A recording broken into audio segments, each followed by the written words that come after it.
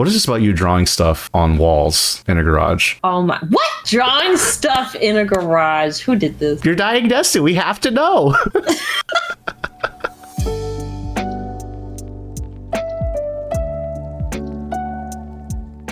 Let me actually make the alert box smaller. I didn't realize how big it was. It's like covering us. But yes, welcome to another edition of What Do They Mean by That? I have a very special guest, DyingDesu.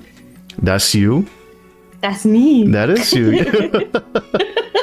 Yeah. So lots of questions, lots of topics to go over. You were probably the most prepared I've been. And even then, as you saw like 2 minutes ago, there was a few things that I totally didn't get. It's okay.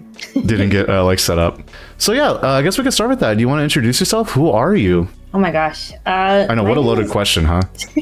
Yeah, because I feel like I'm like, for some reason, I feel like I'm being interviewed for a job.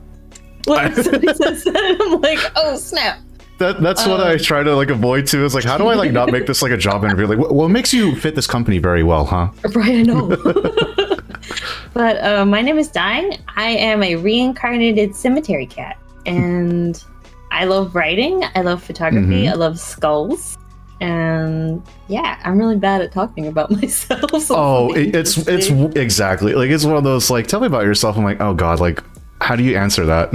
Like, what do you want to know? How do you do that? How do you do that? What would make you a great asset to our team, huh? What do you have to bring to the table? Different than all the other. Tenacity. That's actually a good. That's a good answer, though. I'm gonna use that. I have tenacity, and see, I already fold right there. I wouldn't know what else to follow that up with. Just be like tenacity. Tenacity, yeah. And show the confidence, and that's it.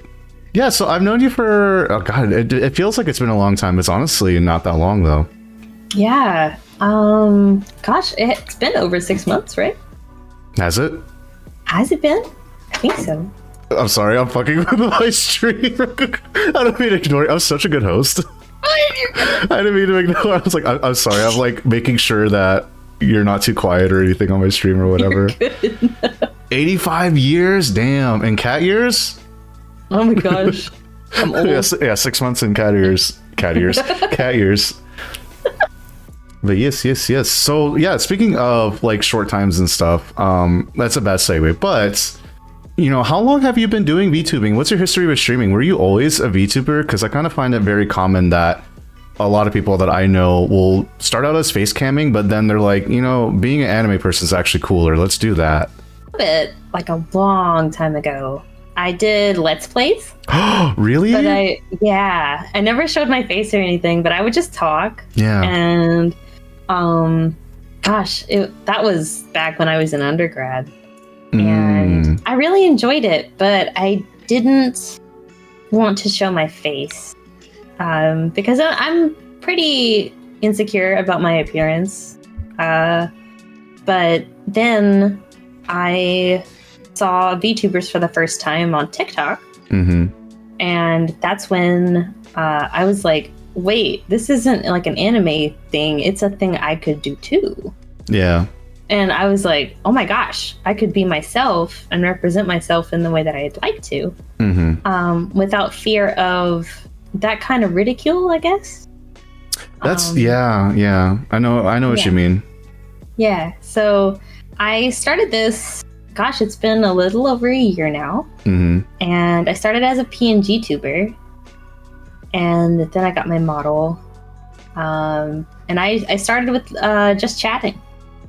And that's what I did for a very long time before I ever started playing games on stream. So it was a really cool experience, and I'm loving every minute of it. Yeah, no, I was gonna say, like, I feel like I most like remember you know, like what is one thing that Dying's known for, or like what do you remember them by?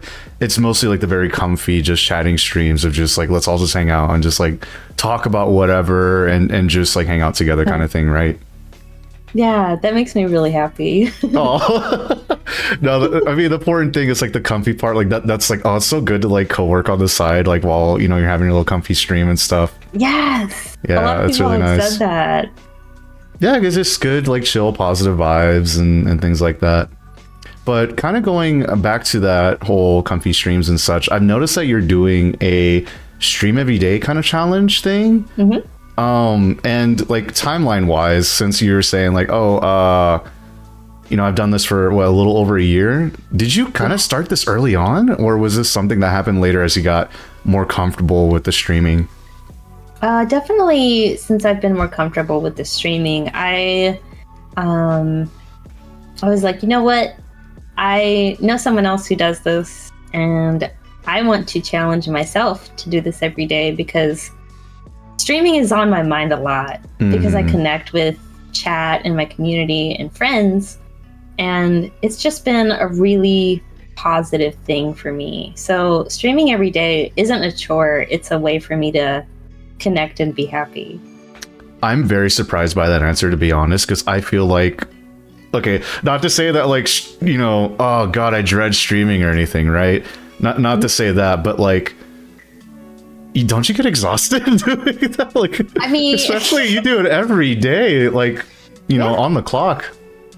Yeah. I get exhausted by other stuff. Yeah, like this is almost like recharging for me. I see.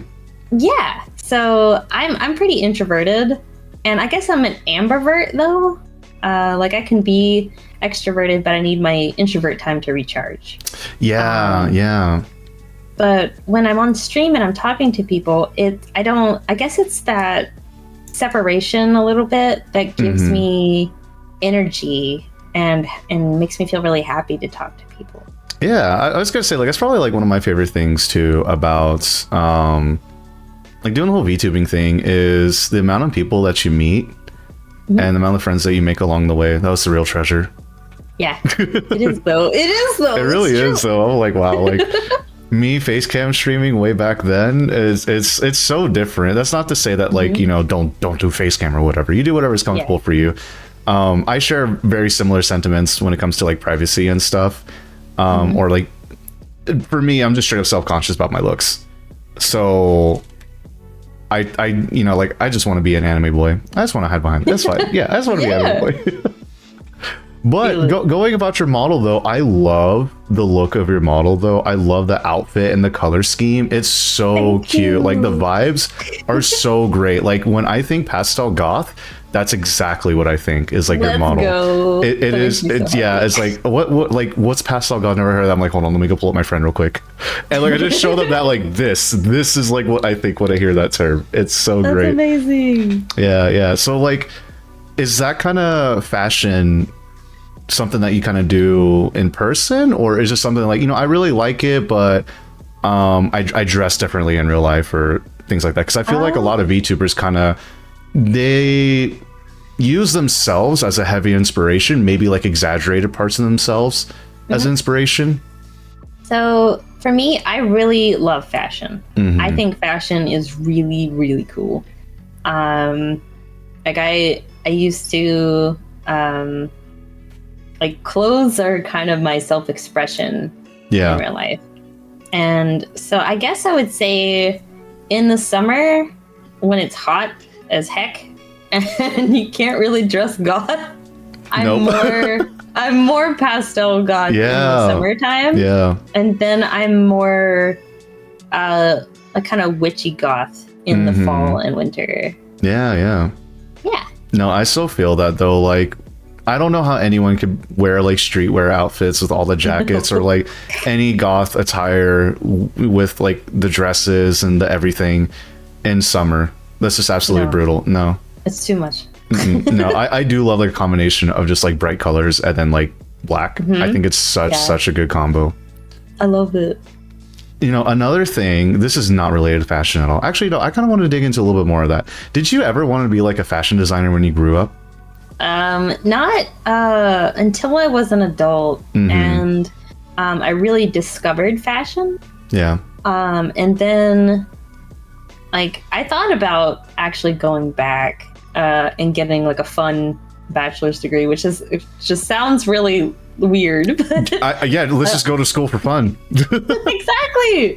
But I was either going to go back for art history and restoration. Oh, that's really cool. Yeah. Art history. That actually sounds really cool. Yeah, it is really cool. It's really intense though. There's a lot to learn. Oh, I bet. Like, I tried learning how to draw, like a few years ago, and I thought to myself, I want to learn it, like, quote unquote, properly, like where people do like the shapes and stuff before they draw the rest of the damn thing. Yeah, no, I lasted a week, and this wasn't even a class. This was just like free YouTube videos.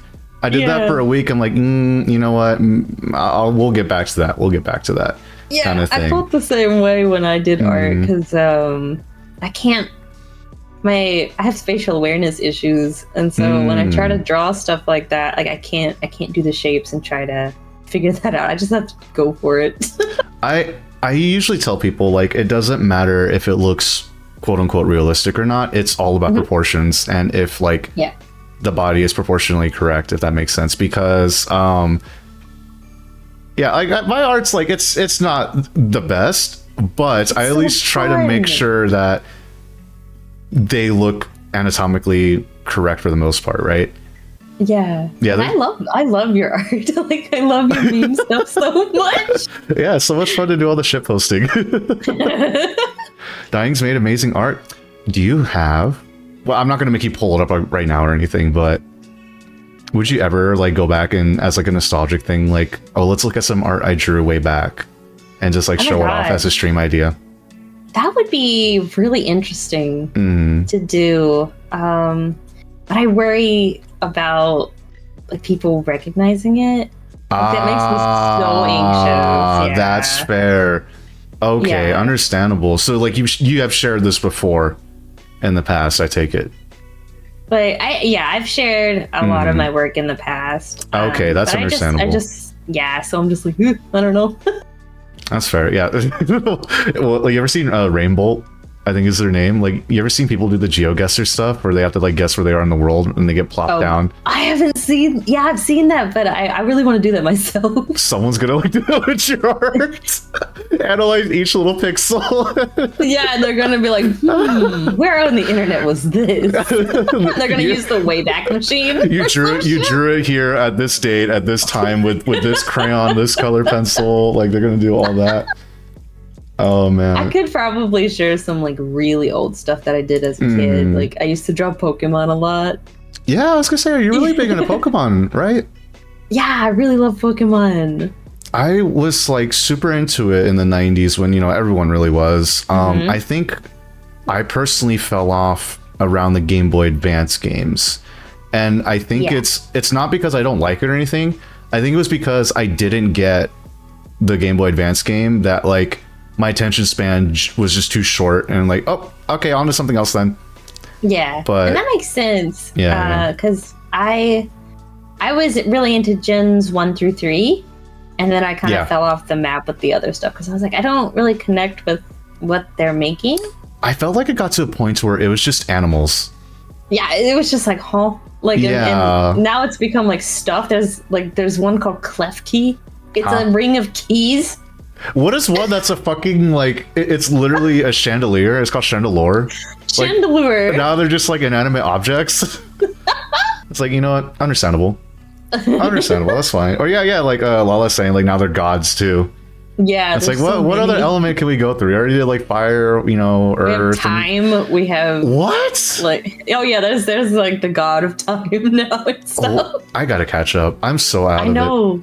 I know, me too. I'm very surprised how popular it still is, though. Like, yeah, it's only growing.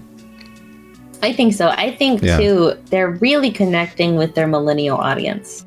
Yeah, because they figured that like nostalgia is a hell of a drug. I mean, I'm a sucker for nostalgia. I'm such a sucker for it. Whether it's like talking about it or like people kind of complain nowadays, like, oh, all these games are like remakes or whatever. But for me, like, you know, I'm fine with reliving the good old days when I didn't have to worry about rent and bills. Life was simpler. I, you know, summer vacation, I wasted it away being inside playing games. Absolutely. Yes. The simpler days, yeah. Have you tried Pokemon Sleep yet? Yes, I downloaded it, but I need to like actually steal the charge cable from Gotenks. Oh, yeah. So I can actually use it and play the game. I think, okay. Maybe my gamer attention span has gotten a lot shorter, but there's a lot of tutorials in it. Like, And you're just a like, lot. So I'm like, I can't believe I have a tutorial for how to go to sleep. This is insane. And then when you wake up, trying to like fix your sleep health. oh god, yeah, my Pokemon are out here dying. Like, please, let's go to bed. I was like, no, 4 a.m. must grind Diablo, must play more games. Exactly. Yeah, they were. I got a notification. It was like, don't forget, your Pikachu's tired. You better let Snorlax know when you're ready to sleep. I'm like, damn, that's tough. Me and you both. Exactly. That's crazy. I know I'm tired. It's a matter of actually going to bed, though. But it's been nice to gamify my sleep pattern, I guess. Yeah. Yeah, It used to be that way. and it's making me a little bit more like interested in I don't think I'll necessarily go 100 back into Pokemon, like 100% back into it, but because I think a lot of my friends already keep me in the loop with it, because they're still fans, they still buy the games every year and stuff like that. It's also insane to see the trading cards come back too. I just started getting back into the trading cards. Really? Yes. Dang. Yeah. Okay, well, hold on to it. 10 years from now, we'll see. That's an asset right there. Mm-hmm. Yeah. Another Pokemon related thing. You're going to be in it's a fan game, right? Or what's going on with that? So, okay. There's a game called Pokemon Infinite Fusions. Mm-hmm. And Stealthy Mouse made me into a Pokemon gym leader. And if she can, she's going to release it as a pack for Pokemon Infinite Fusions, where I could be in it if you wanted me to be. I love the sprite work for the trainer outfit. Gosh, it's so cute. When you were showing that off, it's so cute. I love it so much. Me too. I wish, like, I feel like Nintendo should just keep making the old school style games. Yep. And then have the 3D games as well. Yeah, I think they should really hark back to, like, Soul Silver.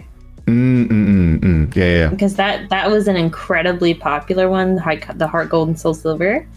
And I just think the story and the way they went about it was, like, incredible. And I haven't played Pokemon Arceus yet. I was just about to ask if you tried that. Yeah, but I hear amazing things about it, so I'm really excited to hopefully play that on stream.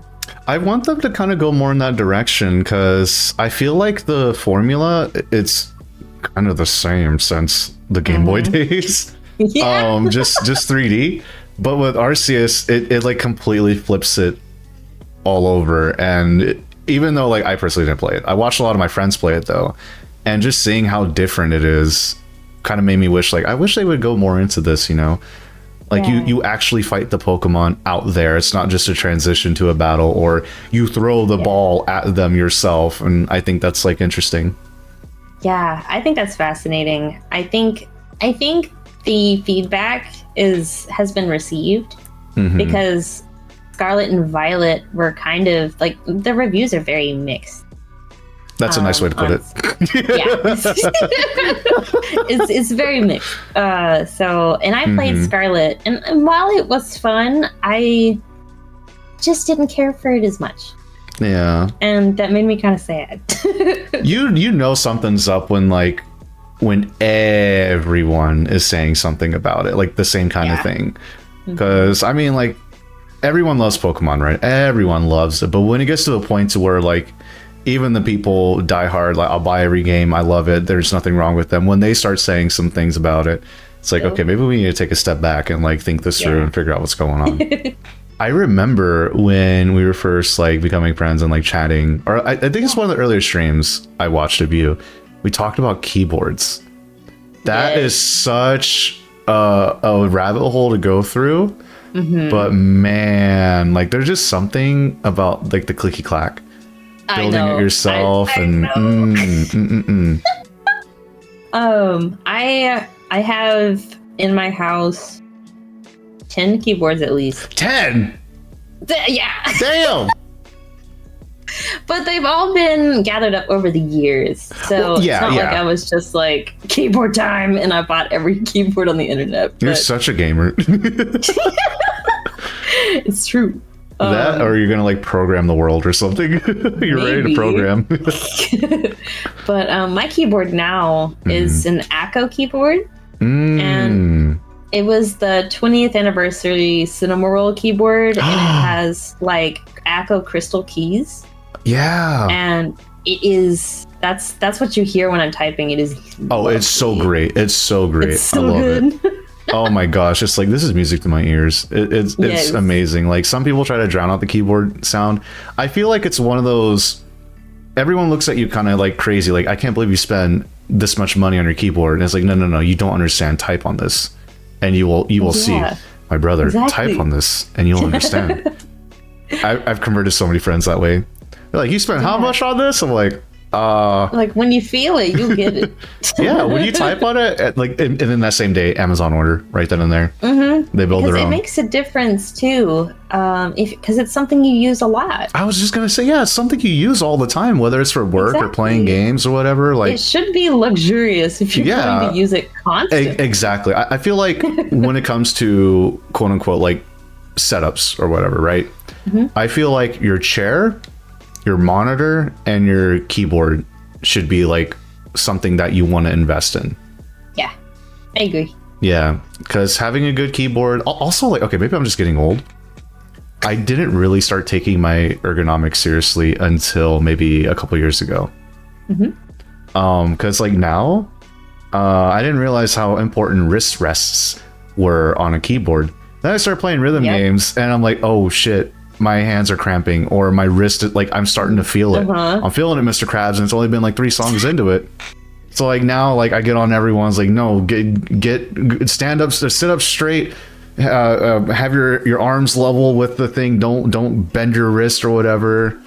And they just like, okay, like, it's the meme where they wheel like the grandma away or whatever. Like, okay, let's put you back to bed. It's like, you don't understand ergonomics.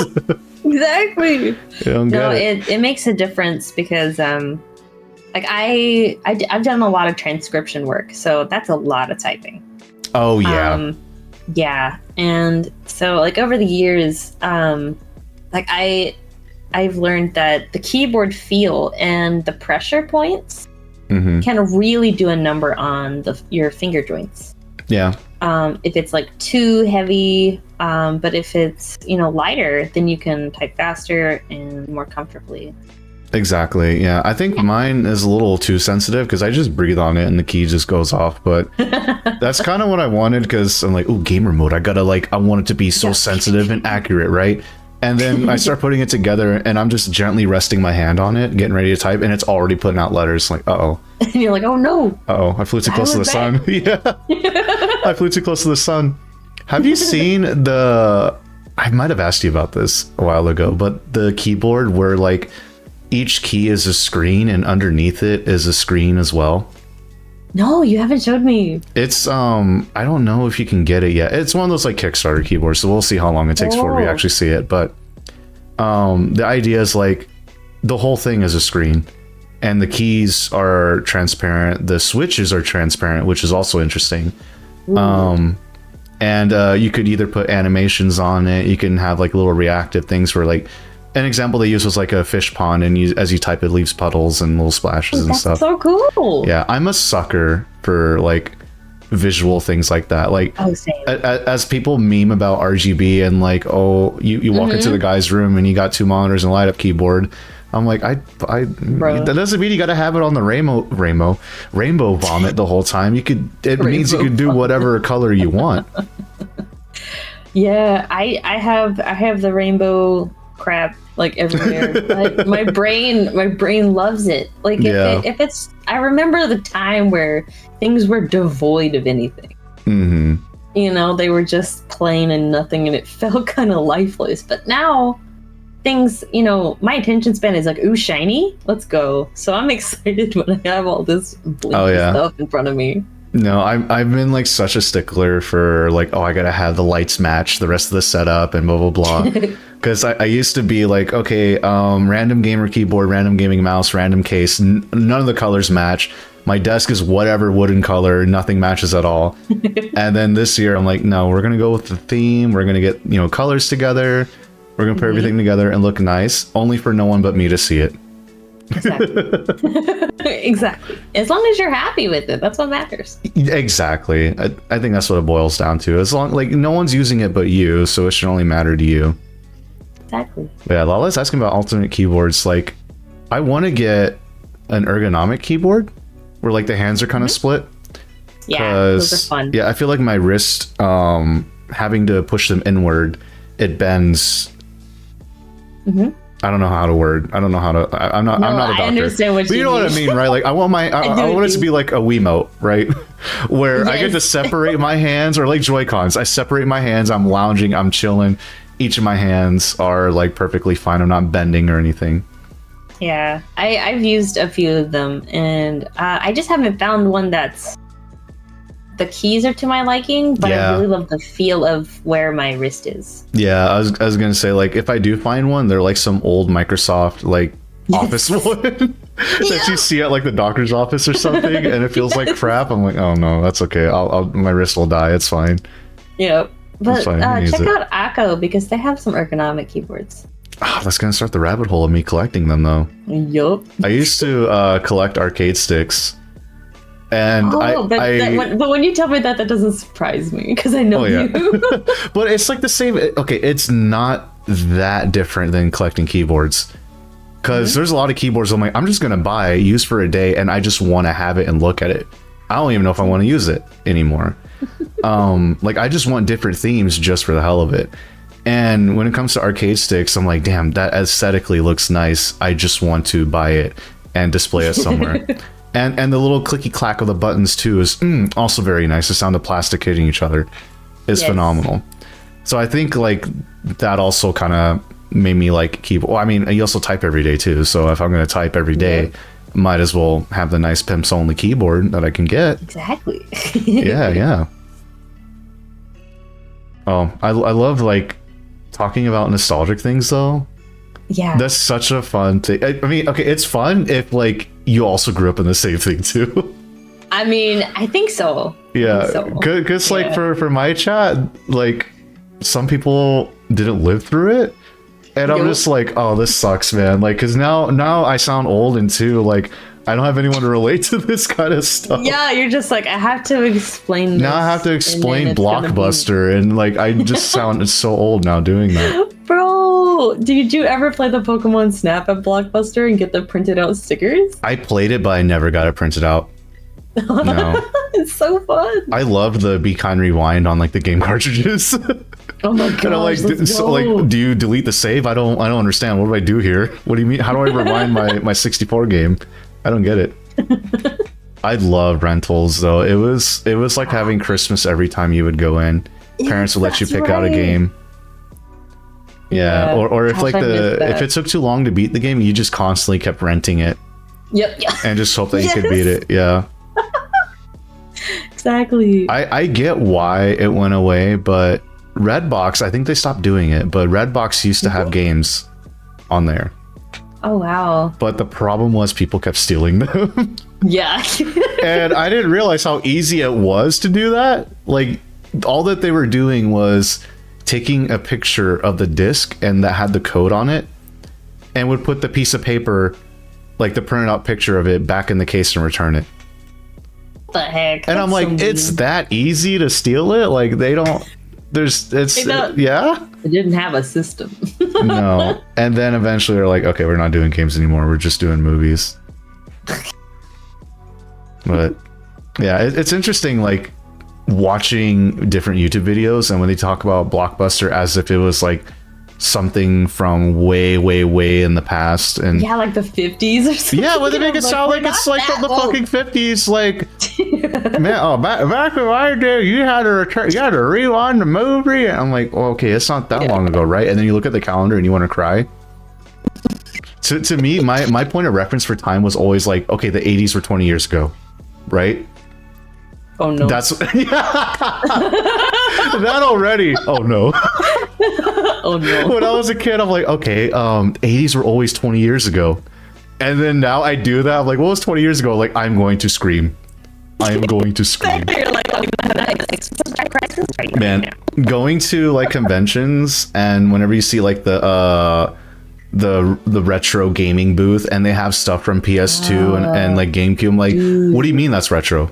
What do you mean? No, it's not, right? No, it's not. And then it technically is. Yeah, and then it's that scene from Saving Private Ryan, where he turns old, looking at the grave. It's like young Matt Damon or whatever, and then it turns old. Like, oh god, that's me. That's me. That's how I feel. Yeah.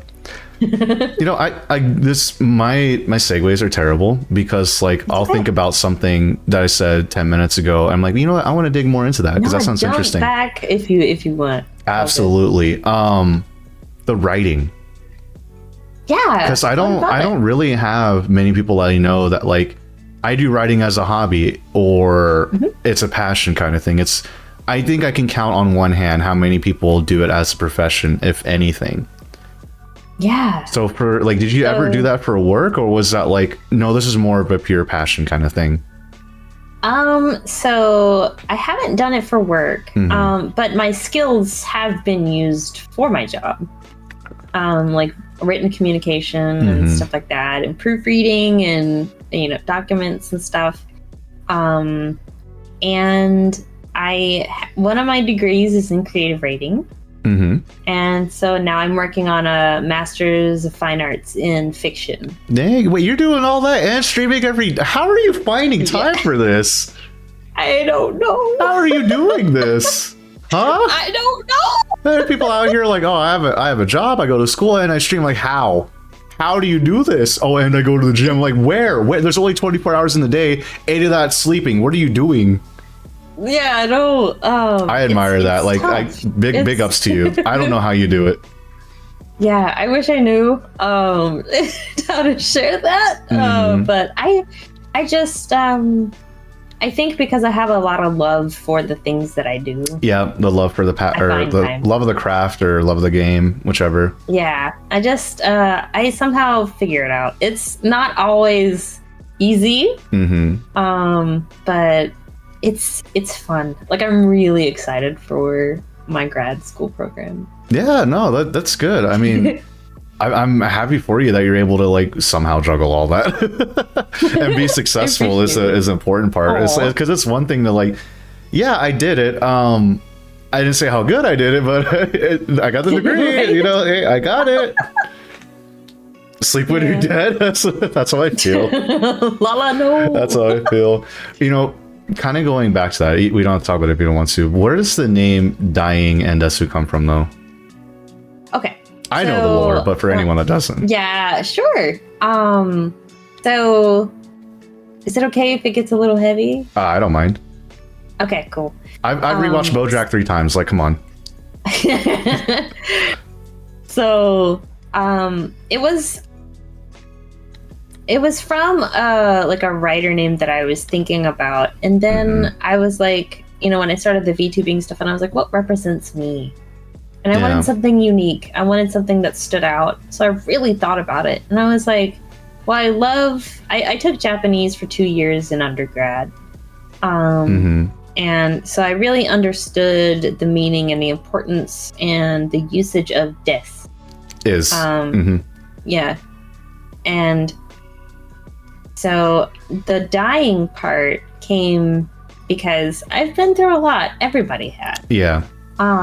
But it's a testament to the fact that I'm still here and doing what I love, and that the word dying as a name shouldn't be scary. You know, it's happening to all of us. I'm going to give everybody right now.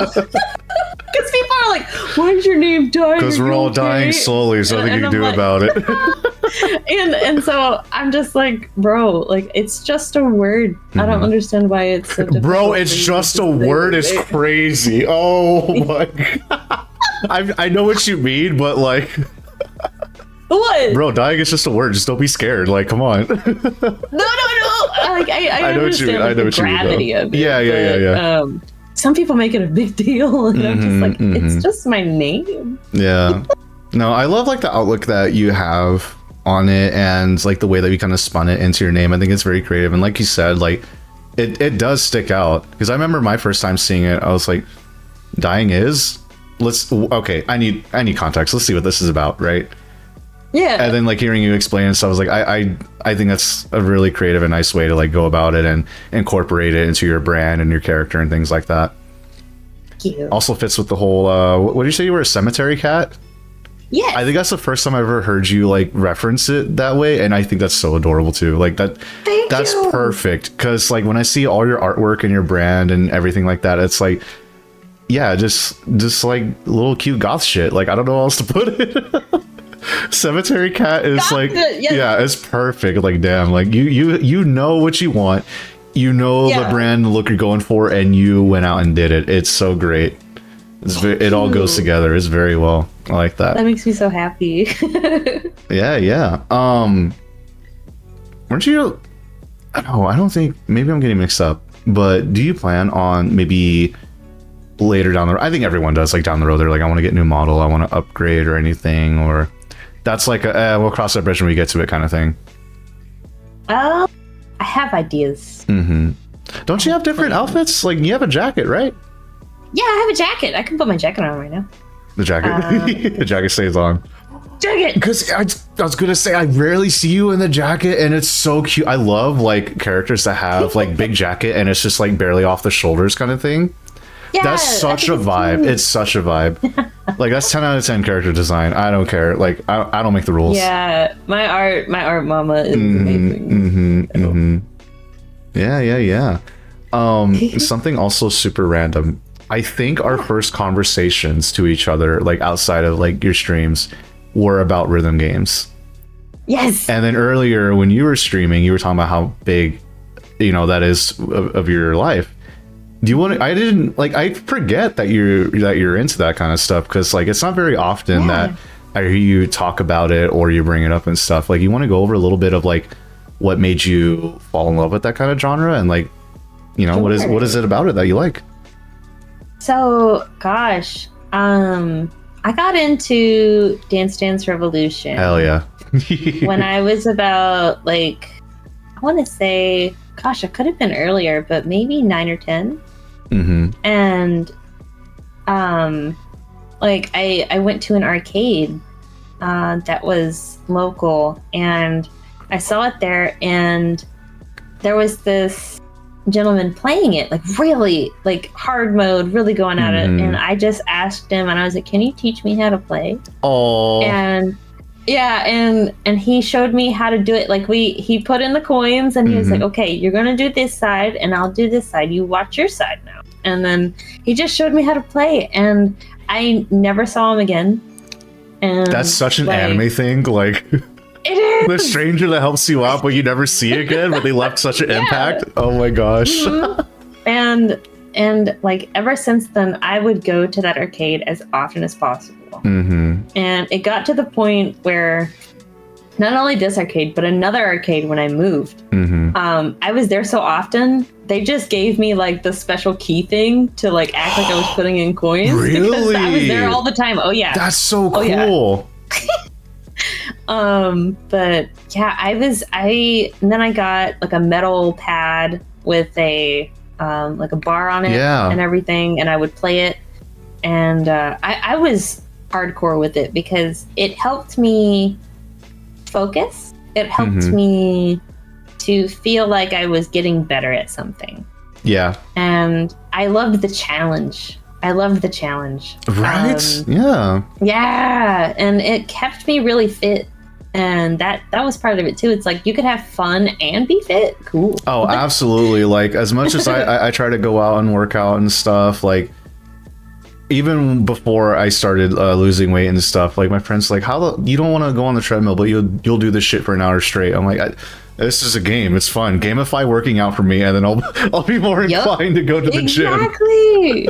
Like I really want to get another metal dance pad to try to do it lightly, because I'm not able to do much because of my fibromyalgia. Yeah. So, but gosh, I have Step Mania on my computer, and I really want to just start playing it again on my keyboard or my controller, because it's just the nostalgia part and listening to the old songs, like Butterfly and stuff. Like I was at my round one, and this guy called me out. Like, he didn't mean to say it this way, but he called me old because like when I was referencing like old versions of rhythm games I played, they were like from the early 2000s.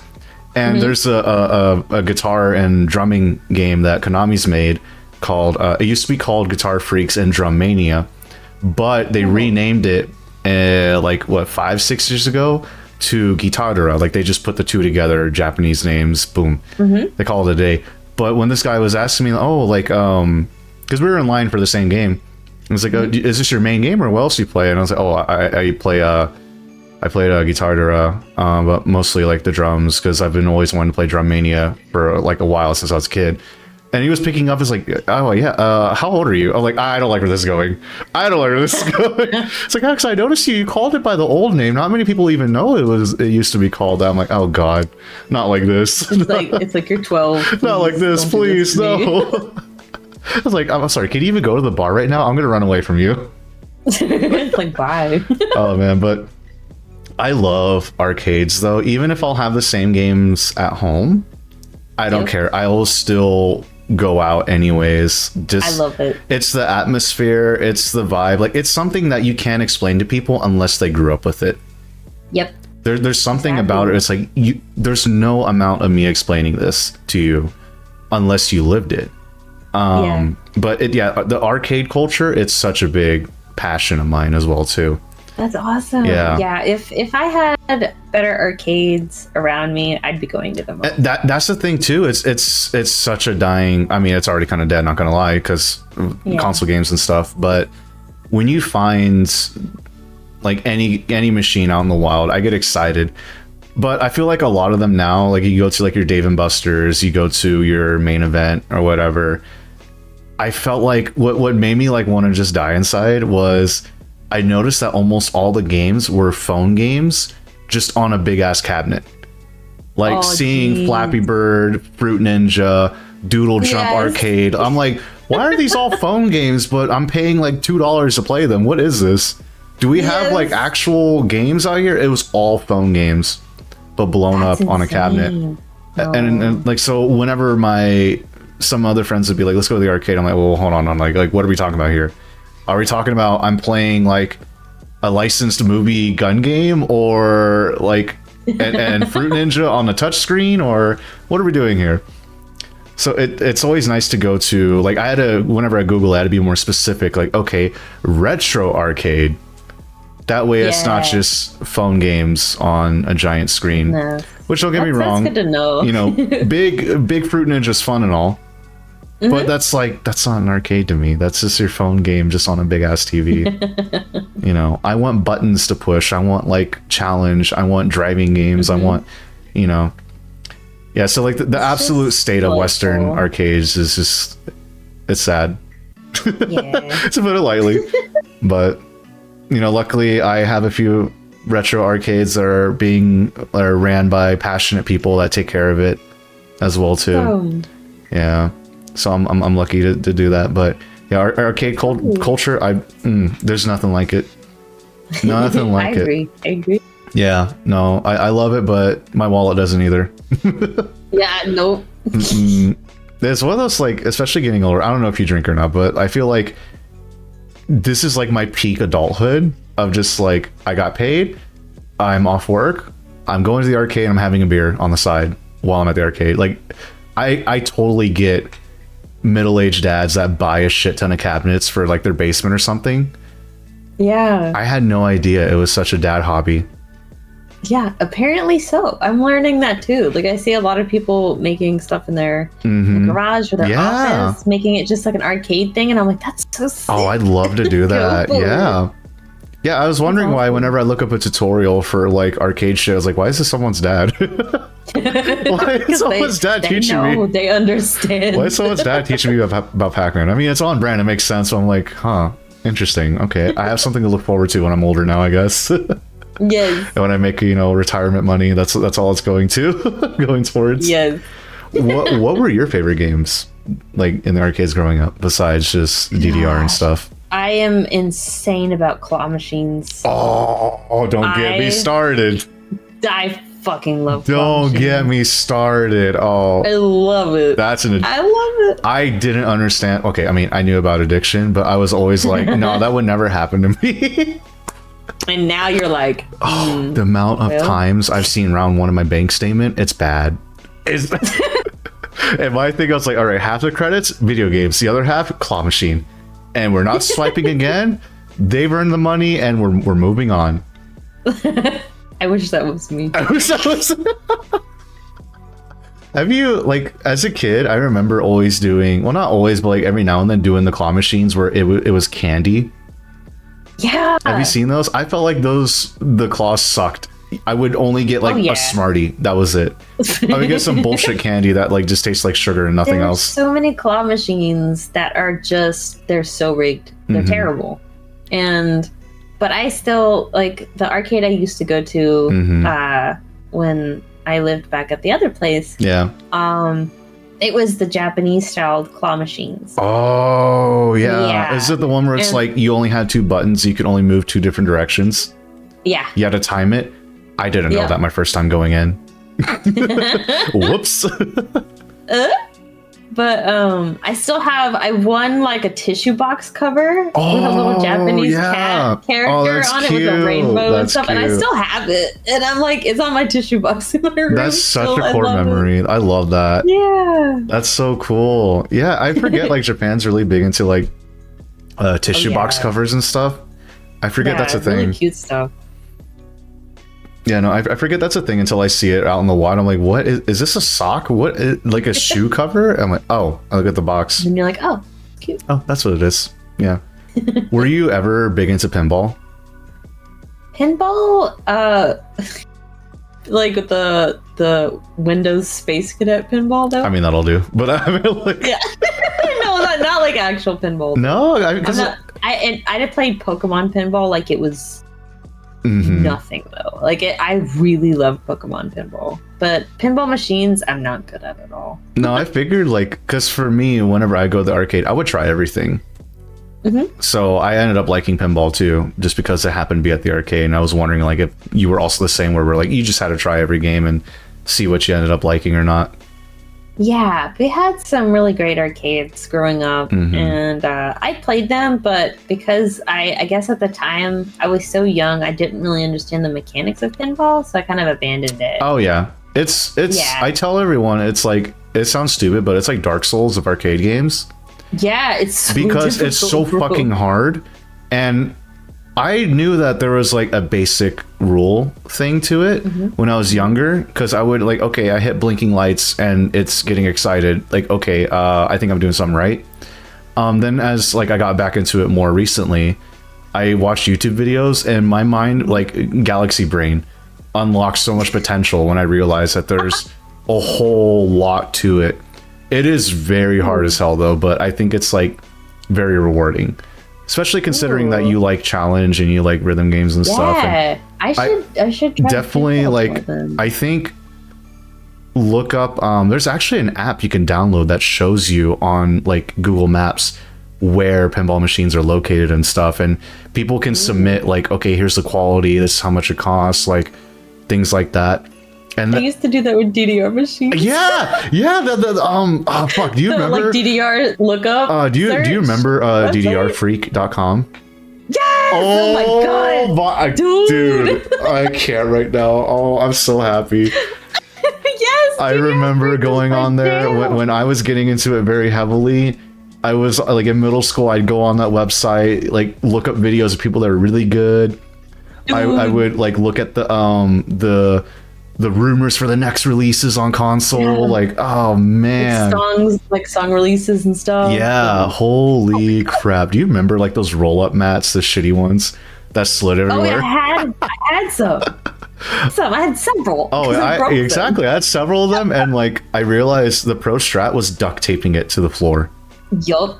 I didn't like that. Was like galaxy brain for me. Like once I figured that out, duct taping it, and then using like a dinner chair as the bar.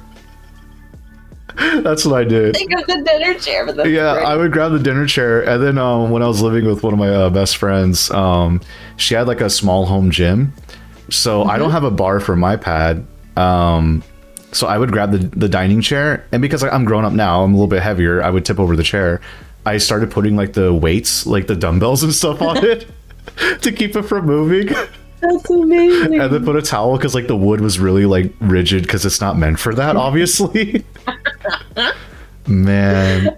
Incredible. But yeah, you just unlocked so much when you mentioned DDR Freak. I was like, oh my god. Yeah, like, and I remember I just like went into such a big rabbit hole with rhythm games after discovering DDR and like just going on the internet and stuff. And you mentioned Stepmania earlier too. I've been playing that since I was in middle school.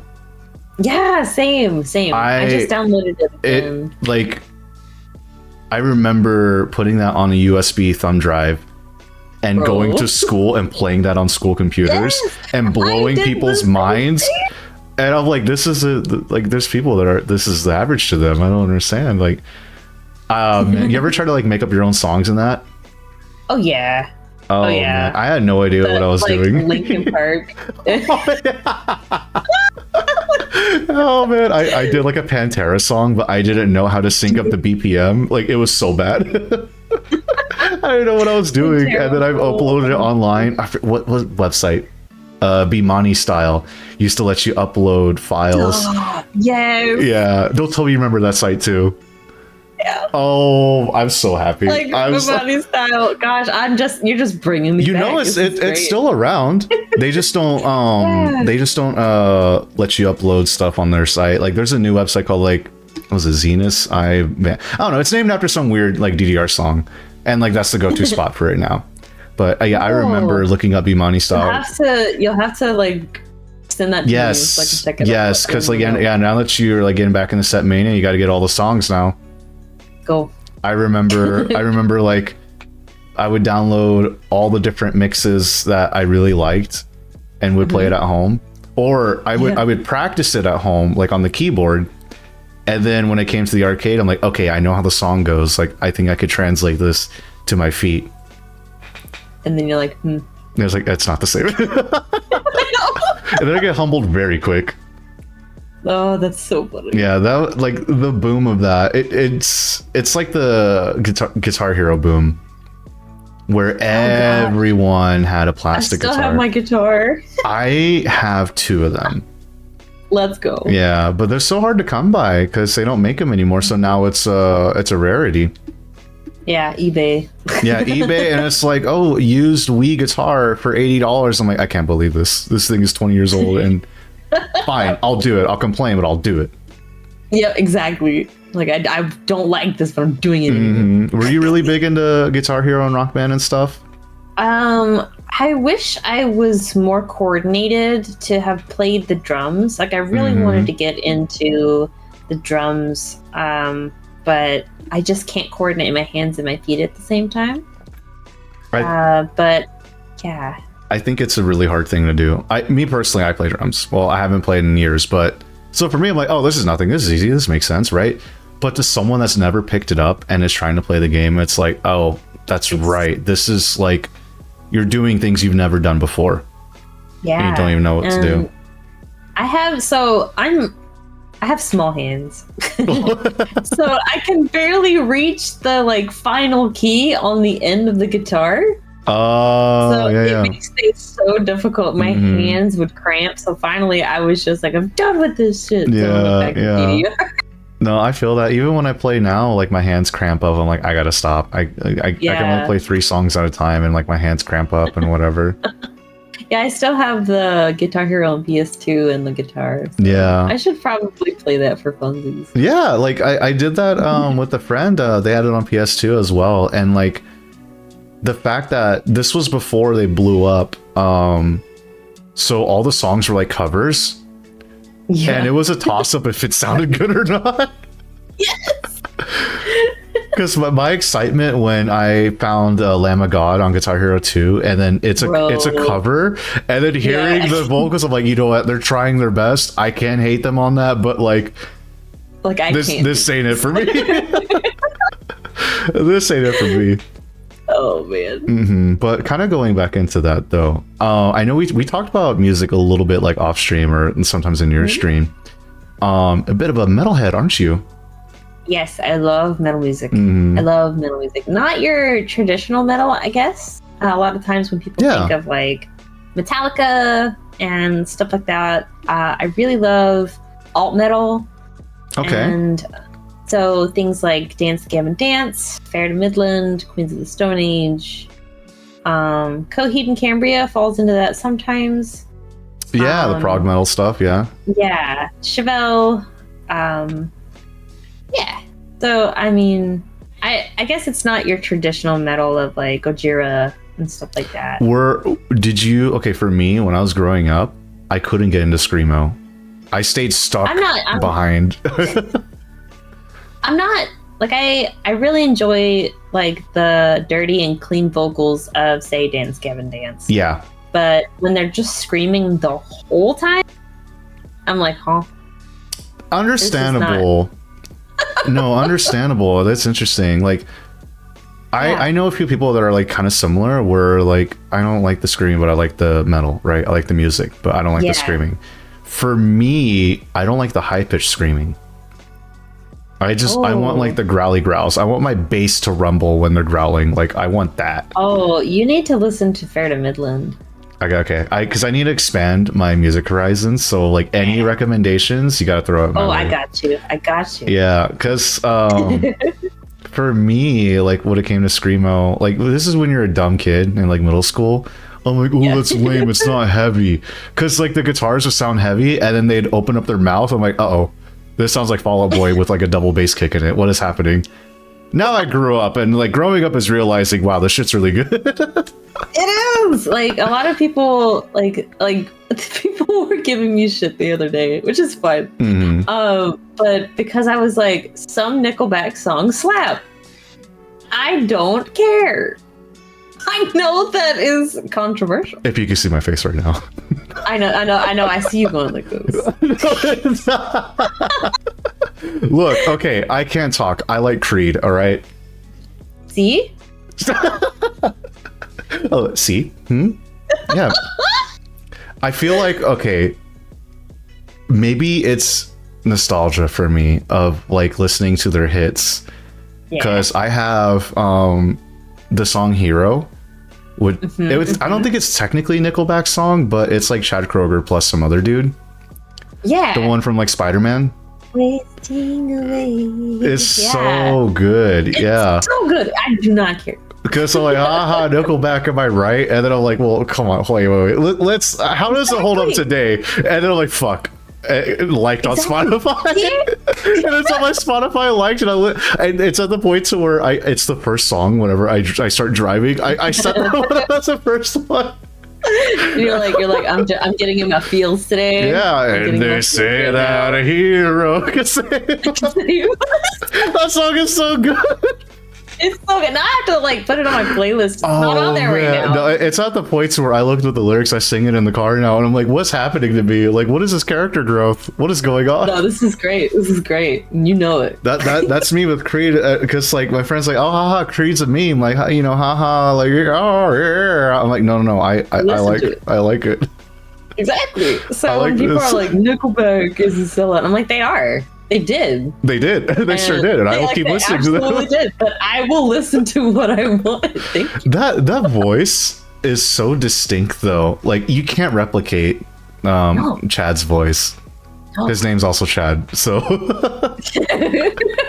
But it's one of those. It's like I can hear his throat like vibrate. It's so hard to describe it, but whenever he's like sustaining notes, it's like I could hear the vocal cords like resonating. It's such a weird, distinct voice.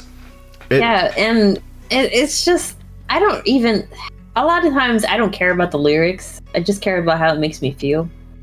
Yeah. Okay. And yeah, so lyrics aren't always like it. Like sometimes I'm just like I'm there for the vibe. Okay. Yeah. So like I listen to Ash Nico. And a few other like I like Grimes. Yeah. Stuff like that. But yeah, it's not always about the lyrics for me, it's the vibe sometimes. I find that interesting because like I have a lot of people I know that are very similar too, where like, yeah, I'm hearing the words, I'm just not really I'm in it for like the jams, right? I really appreciate and like will dissect lyrics a lot and stuff. Like that's just me. Which is, you would think I'd be like into writing or poetry or whatever. I think that's what makes me like rap a lot, is like listening to the lyrics and like the wordplay. I love like all the wordplay in it. It's so great. Oh gosh, wordplay is so fun in writing. Yeah, it's so good. But the same thing, like you would think like with all the thank you, Lois, for the boom. For all the like screaming and growling, I'm like, what the fuck are they saying? Let's go Google this. And you're like, oh, that adds another layer to the song. I'm not gonna remember this by the time I listen to it a second time, but you know. Yeah, I mean, I listen to some things where the lyrics are just like, you do what now? But I will sing them at the top of my lungs. They said what now? She's gonna do what to us? What? What do they mean by that, huh? Exactly. This like, whoa, hey, whoa. What do they mean by that? I love those like TikToks, or like, I'm gonna say Vines, because that's where I saw them back then. Vines. Of like the kids playing like really like explicit rap on like the family Bluetooth speaker, and their moms, and then the mom's like freaking out and shit. She's like, stop it, turn this off. That's so funny to me. I don't know why. It's so because like the pearl clutching and the gasp is like it's like wow, that was like a movie right there, the way that they did that. They're playing like Nicki Minaj or something. They're talking about like eating his ass like a cupcake, and the mom's like, "What? Stop! Oh my god! Stop it! Joshua, turn that off!" Or whatever. It's like, oh, my parents got the karaoke machine, and then like their 12-year-olds doing some like very explicit rap song, and then you see the regret, like, the instant regret on their face. It's so great, yeah. Oh, well, let's talk about Rammstein, or Rammstein, Ram, either way. I want to see them live because I've watched videos. It's such a spectacle. Lala has seen them live. Oh, I'm jealous. That's such a spectacle, yeah. I don't think I'm like super into their music, but I love their stuff. Yeah, I think all I know is Du hast, and that's it. I like it to do me. Yeah, I like reading about them because I don't know if you know this, but like I think it's the lead singer or was someone like in there was like I went to go study pyrotechnics and became a professional in it because I almost hurt someone really bad in the concert, and I don't want to do that ever again. I forget who it was, but they had a very close call. Hill. Yeah, they had a very close call with the fan with their pyro shit. And then after I was like, no, we're doing this the right way. I'm gonna go study this and like be a professional and like get like a certificate or whatever. So like they could do movie sets if they wanted to. That's their knowledge about it. I think that's really cool too. Yeah. Yeah, it's amazing how they could do all that stuff very safely too. Yeah, that's so cool. I love that. Have you been to like a lot of different shows in the past? I haven't been to like too many. But I've seen Dance Gavin Dance 4 times. Dang. Okay. I've seen Cozy and Cambria 3. I've seen Chevelle. I've seen Disturbed. Yeah, okay. And I've also seen In This Moment, Bad Omens.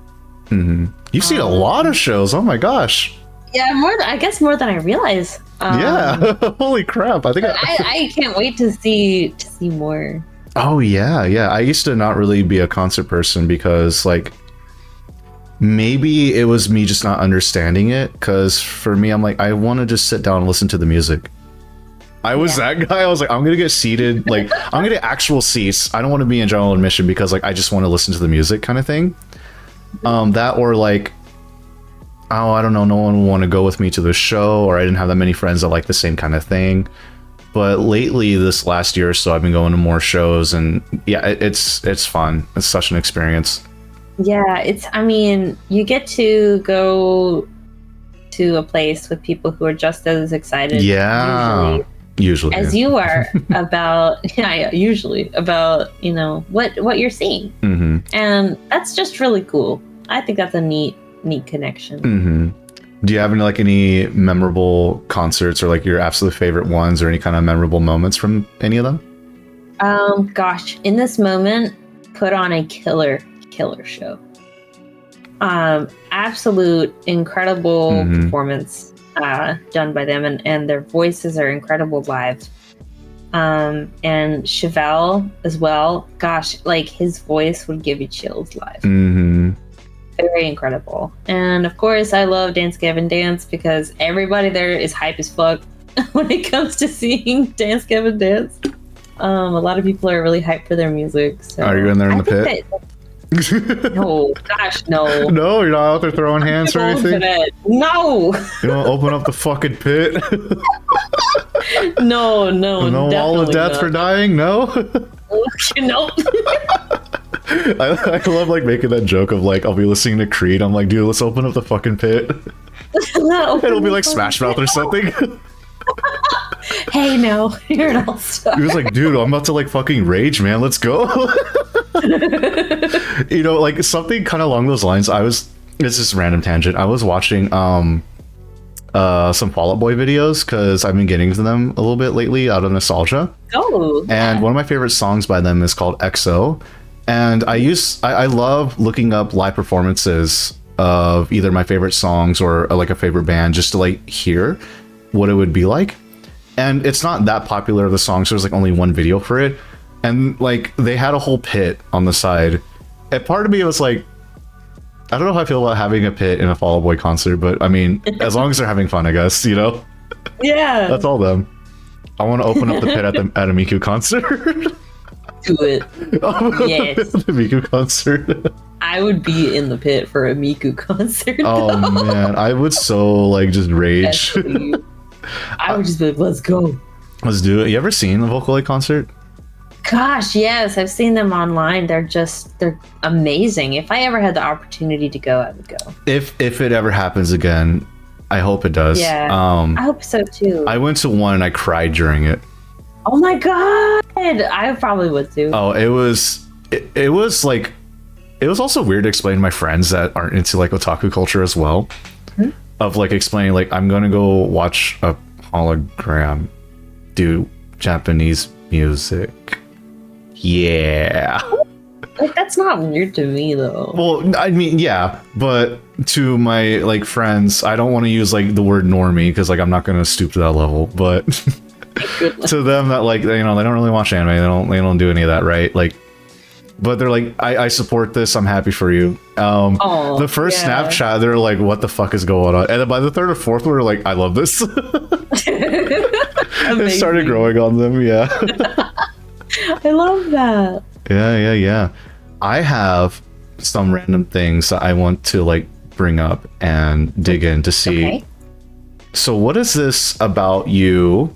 Oh, where do I start? I did my digging. I did some research. All right. Okay. Let's see. Where do I want to go? What is this about you drawing stuff on walls in a garage? Oh my! What? Drawing stuff in a garage. Who did this? You're DyingDesu. We have to know. The Nardwar boys, please. Hey, this is gonna be the Nardwar segment now. I'm gonna start just saying shit, and it's up to you how you want to process all that. So when I was a kid, I really wanted to be an artist. Like that was really what I wanted to do. And my grandparents got me some paint markers, and they were like, Dying, we want you to draw whatever you want on the wall so it stays there forever. That's so cool that they were just and like, so, here, mural. Yeah, and then that's exactly what I did, and it's in the garage. That's so sweet. Is it still there? Yeah. That's you have such cool lore. What the fuck? From when I was BB. Yeah, BB Dying. Dude, you have such awesome like IRL lore. That's sick. That's so sick that they're like, no, like you, because like for everyone, well, I won't say it for everyone else, but like normal, no, that's also weird. Usually, regularly, yeah, usually you're not allowed to draw on walls. You get in trouble, kind of thing. But I think that's cool that they let you do that and that it's still there as well too. Yep, it is, and it makes me really happy. Yeah, that's so cool. Yeah. What about Polly Pockets? What about them? You tell me. That I fucking love Polly Pockets? You tell me. I don't know what this is, but I just know that you know them. I love Polly Pockets. I found some old ones recently that I had, and I lost my shit. I was like, oh my. Oh no. No, they're so cute, and they come in like little cartridges that are like heart shaped or something sweet, and then when you open it, there's like a whole little playhouse inside, and it comes with like a little doll. I mean, they're less than an inch tall. It's very tiny. Hence the pocket part. Okay. Exactly. So I mean, I think they are the coolest things because there's so much attention to detail put into them, and little fun things like sliding doors or windows or a secret hat or something. And I just don't see that much detail put into toys today. I mean, I don't know. How do I say this? As an adult now that has the means in some ways to enjoy the things I should have as a kid. Yeah, no, I know what you mean. Allows me, it's like finding those things and wanting to get those things now is just happiness. It's just happiness in a little thing. Look, being an adult is buying ice cream for breakfast and no one telling you that you can't. All right. Yep. Exactly. You can buy a whole cake any time of year, not just for your birthday. You can just buy a whole. Yeah, who thought you could have ice cream cake just because it's Tuesday? Like what? And you could eat it at the Baskin Robbins? They didn't look at me weird when I asked for a fork. That's a whole different thing. But they didn't. What are they gonna do? Stop me? Exactly. That's so great. Yeah. But how you're talking about, like, you know, looking at toys now and how they're not really that detailed and stuff, like. Because I have like nieces and nephews, and this would also makes me realize, like, wow, generational gap and then some. A lot of toys come with like smartphone props for the characters. Oh man, it's so weird that like having a smartphone is so ingrained into like our, not to be like we live in a society, but that it's in like children's toys as just like a casual prop of like smartphones and social media, and like. That's so, I don't know. I didn't grow up with tablets and stuff, so maybe it's different. But me neither. I grew up in a time where there was no internet. So I don't know. I just nostalgia hits me hard, and like you said earlier, nostalgia is a hell of a drug. Oh man, I'm a sucker for it. I'm a sucker. Yeah, same. Any re-release or remake, I'm like, I'll buy it. I don't care. Yep. Take me back. Yes, exactly. Do you remember dial-up? Oh gosh, yeah. I think like whenever you see in the like people refer to it as like the meme sound and not dial-up, I'm like, I'm going to throw my computer out the window. Yes, because you're like, please don't do this. Don't. It is like 4 a.m. I'm just watching TikTok. Like don't disrespect it like that, please. Don't disrespect it. I mean, I remember like Netscape, NetZero. Oh, I never had like, I had computers when I was younger because my dad was really big into electronics, but I never had like AOL or Netscape or whatever. I remember commercials. I remember watching it and I knew what it was. I just never had it. Yeah. We used Internet Explorer still. Oh no.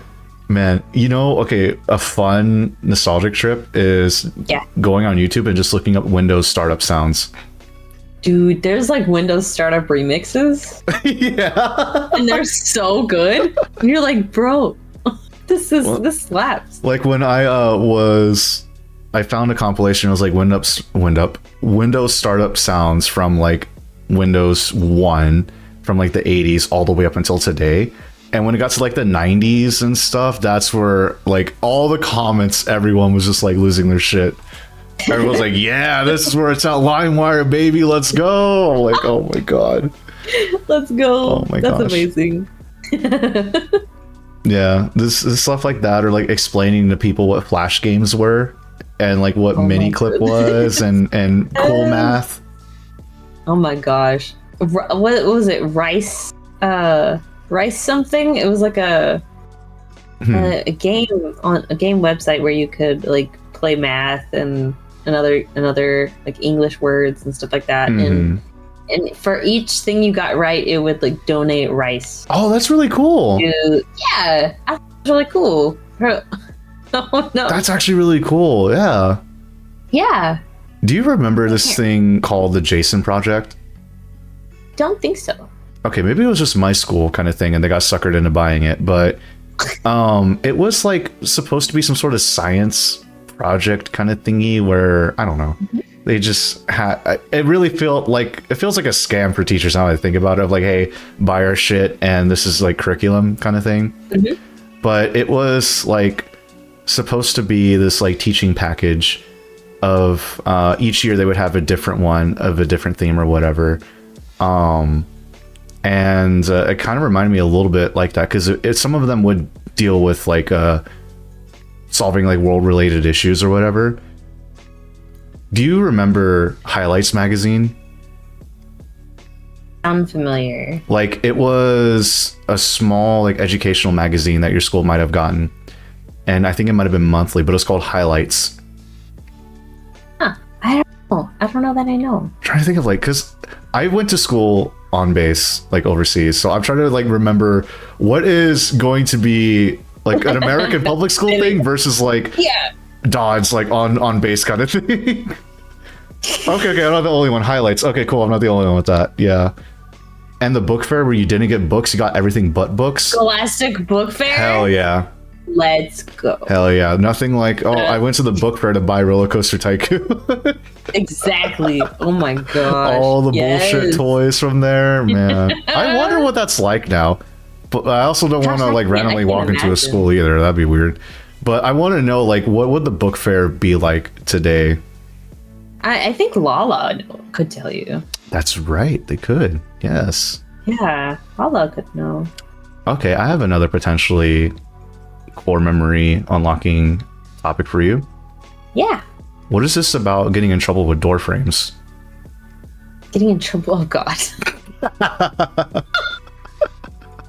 Okay, so I was a gremlin as a kid. I took karate, and I was really active and stuff. And so I had this thing where I would climb the door frames, like what? You know, just while it's would it swing open?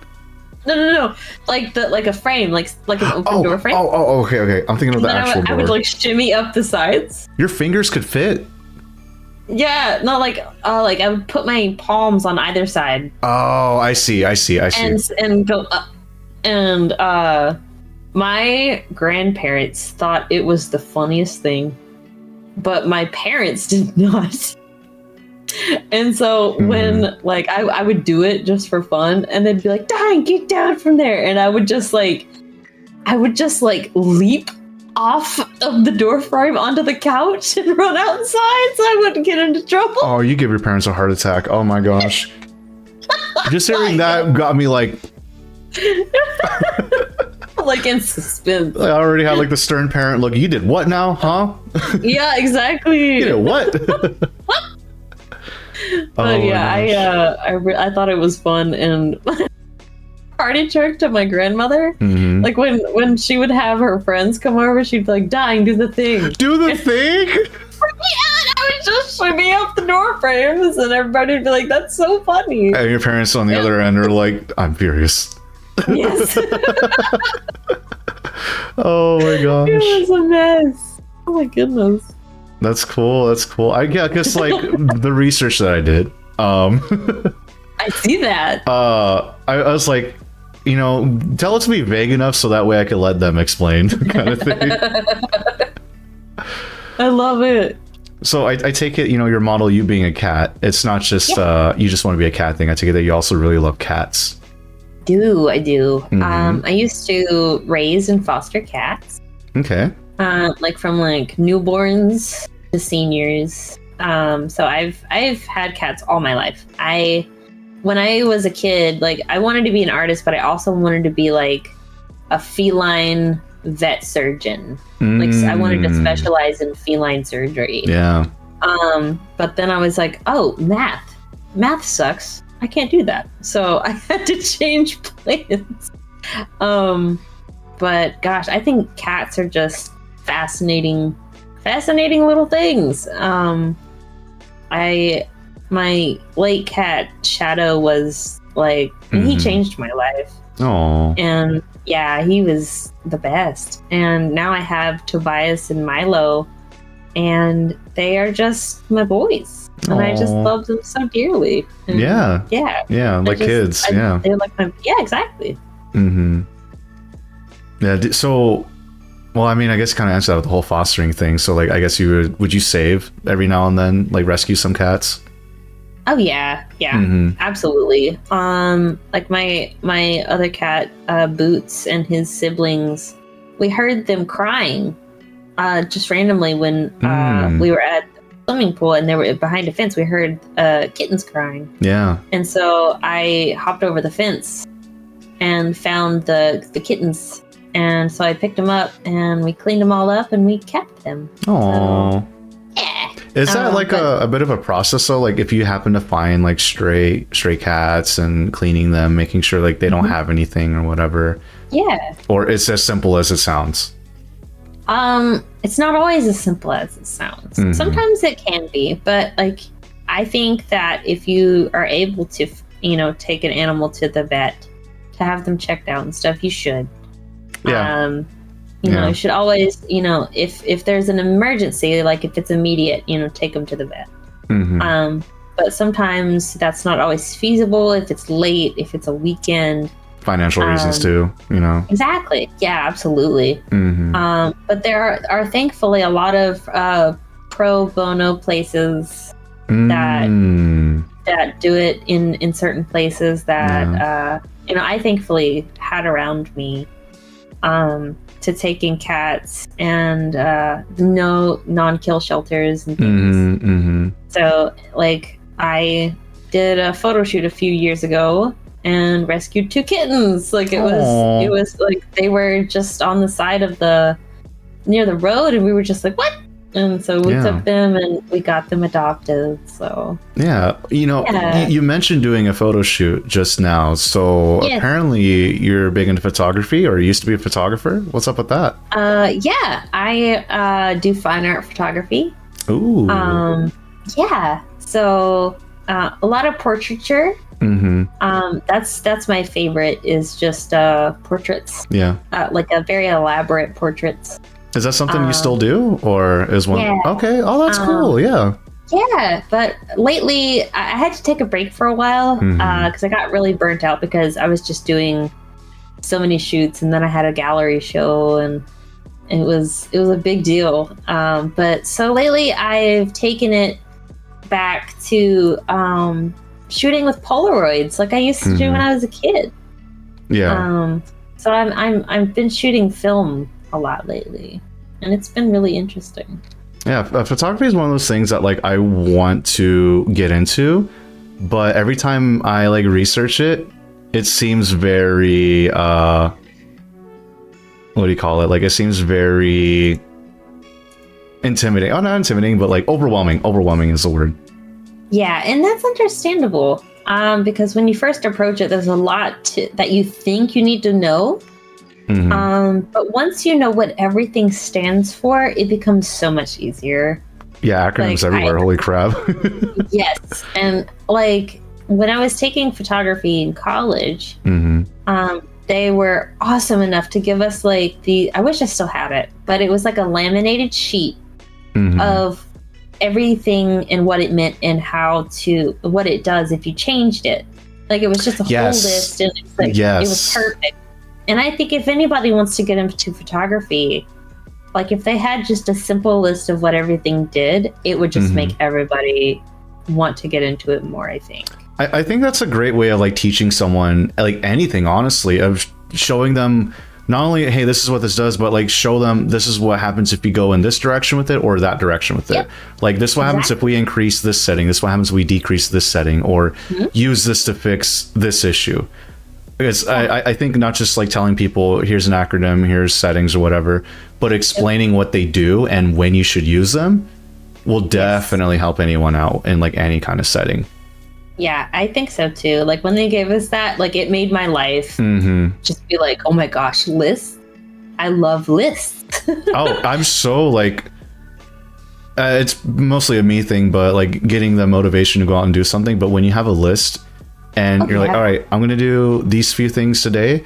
And as you're doing them, you knock it out and you see the progress you've made. It gives you that motivation to keep going. It does. It does. Yeah. And it's really lovely. So yeah, if, I think if anybody wanted to get into photography, there are like really cool, infographics that you can find online now that people have put together for beginners. I love watching videos as if I'm gonna like go out and buy those cameras.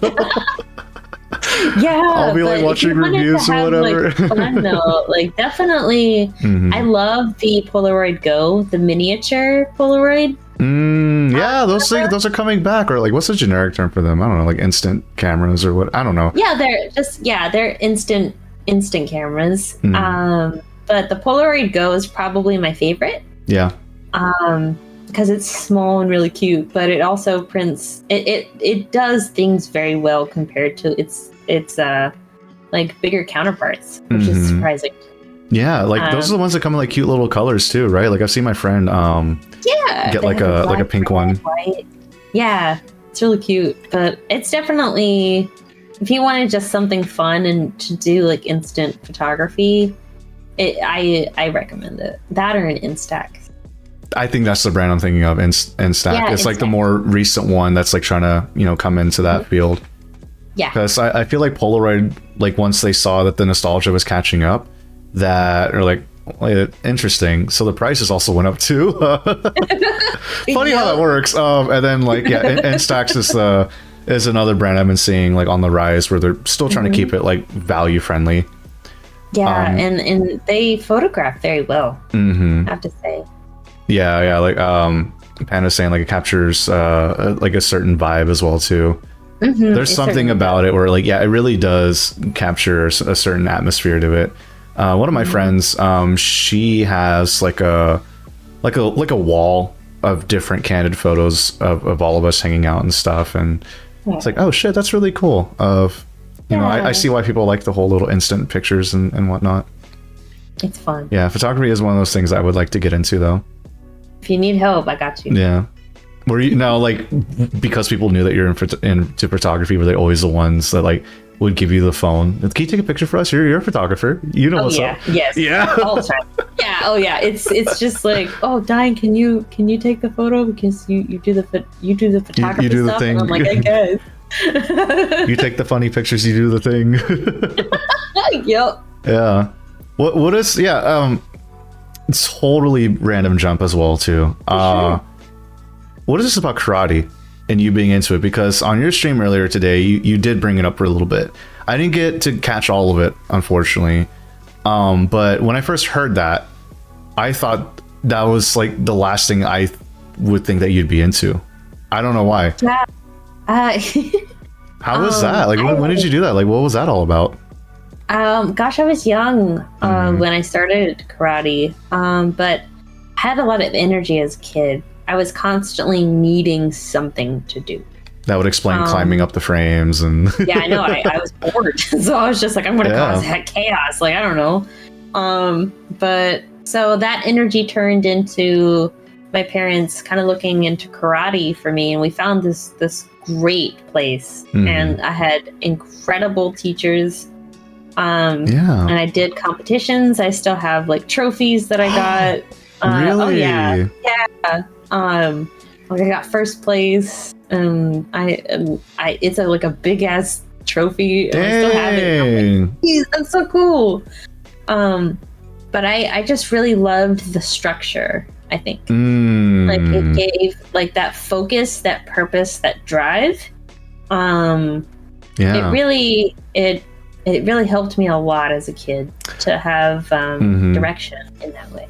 Yeah, I noticed that like a lot of times I see advertisements for like going to a dojo or like, go take karate lessons. I always see like discipline and structure or like direction. Those are a lot of like the keywords that they use in the advertising. Yep. Yeah. Okay. Now that makes a lot of sense though. It's so fun. It really is, because it just gives you something to find. Do you still know some things from it? Like my katas? I don't know. I never did. You tell me. I don't know what they're called. So, a kata is like your stance and your form. And then you perform each different kata to get your next belt level. And you have to perform them well, or you don't get your stripes, or you don't, move up. Yeah. So that was always the challenge for me, is to be perfect. Like to just do that well and impress the people who were, evaluating me. Yeah. Like I felt, how do I say this? Like the performance of the art really gave me something to strive for. Yeah. Yeah, because it's a performance art in a way. When you have to go in front of a bunch of people and they're grading you, and you have just this enough space to do your kata, and you can't go outside the lines. You have to make sure your steps are perfect, your punches are perfect, your kicks, form, your everything. Yeah. Exactly. And it's fascinating to me. So your competitions, were they like about you said they're katas, right? Yes. Or was it like competing against someone else, like in a fight?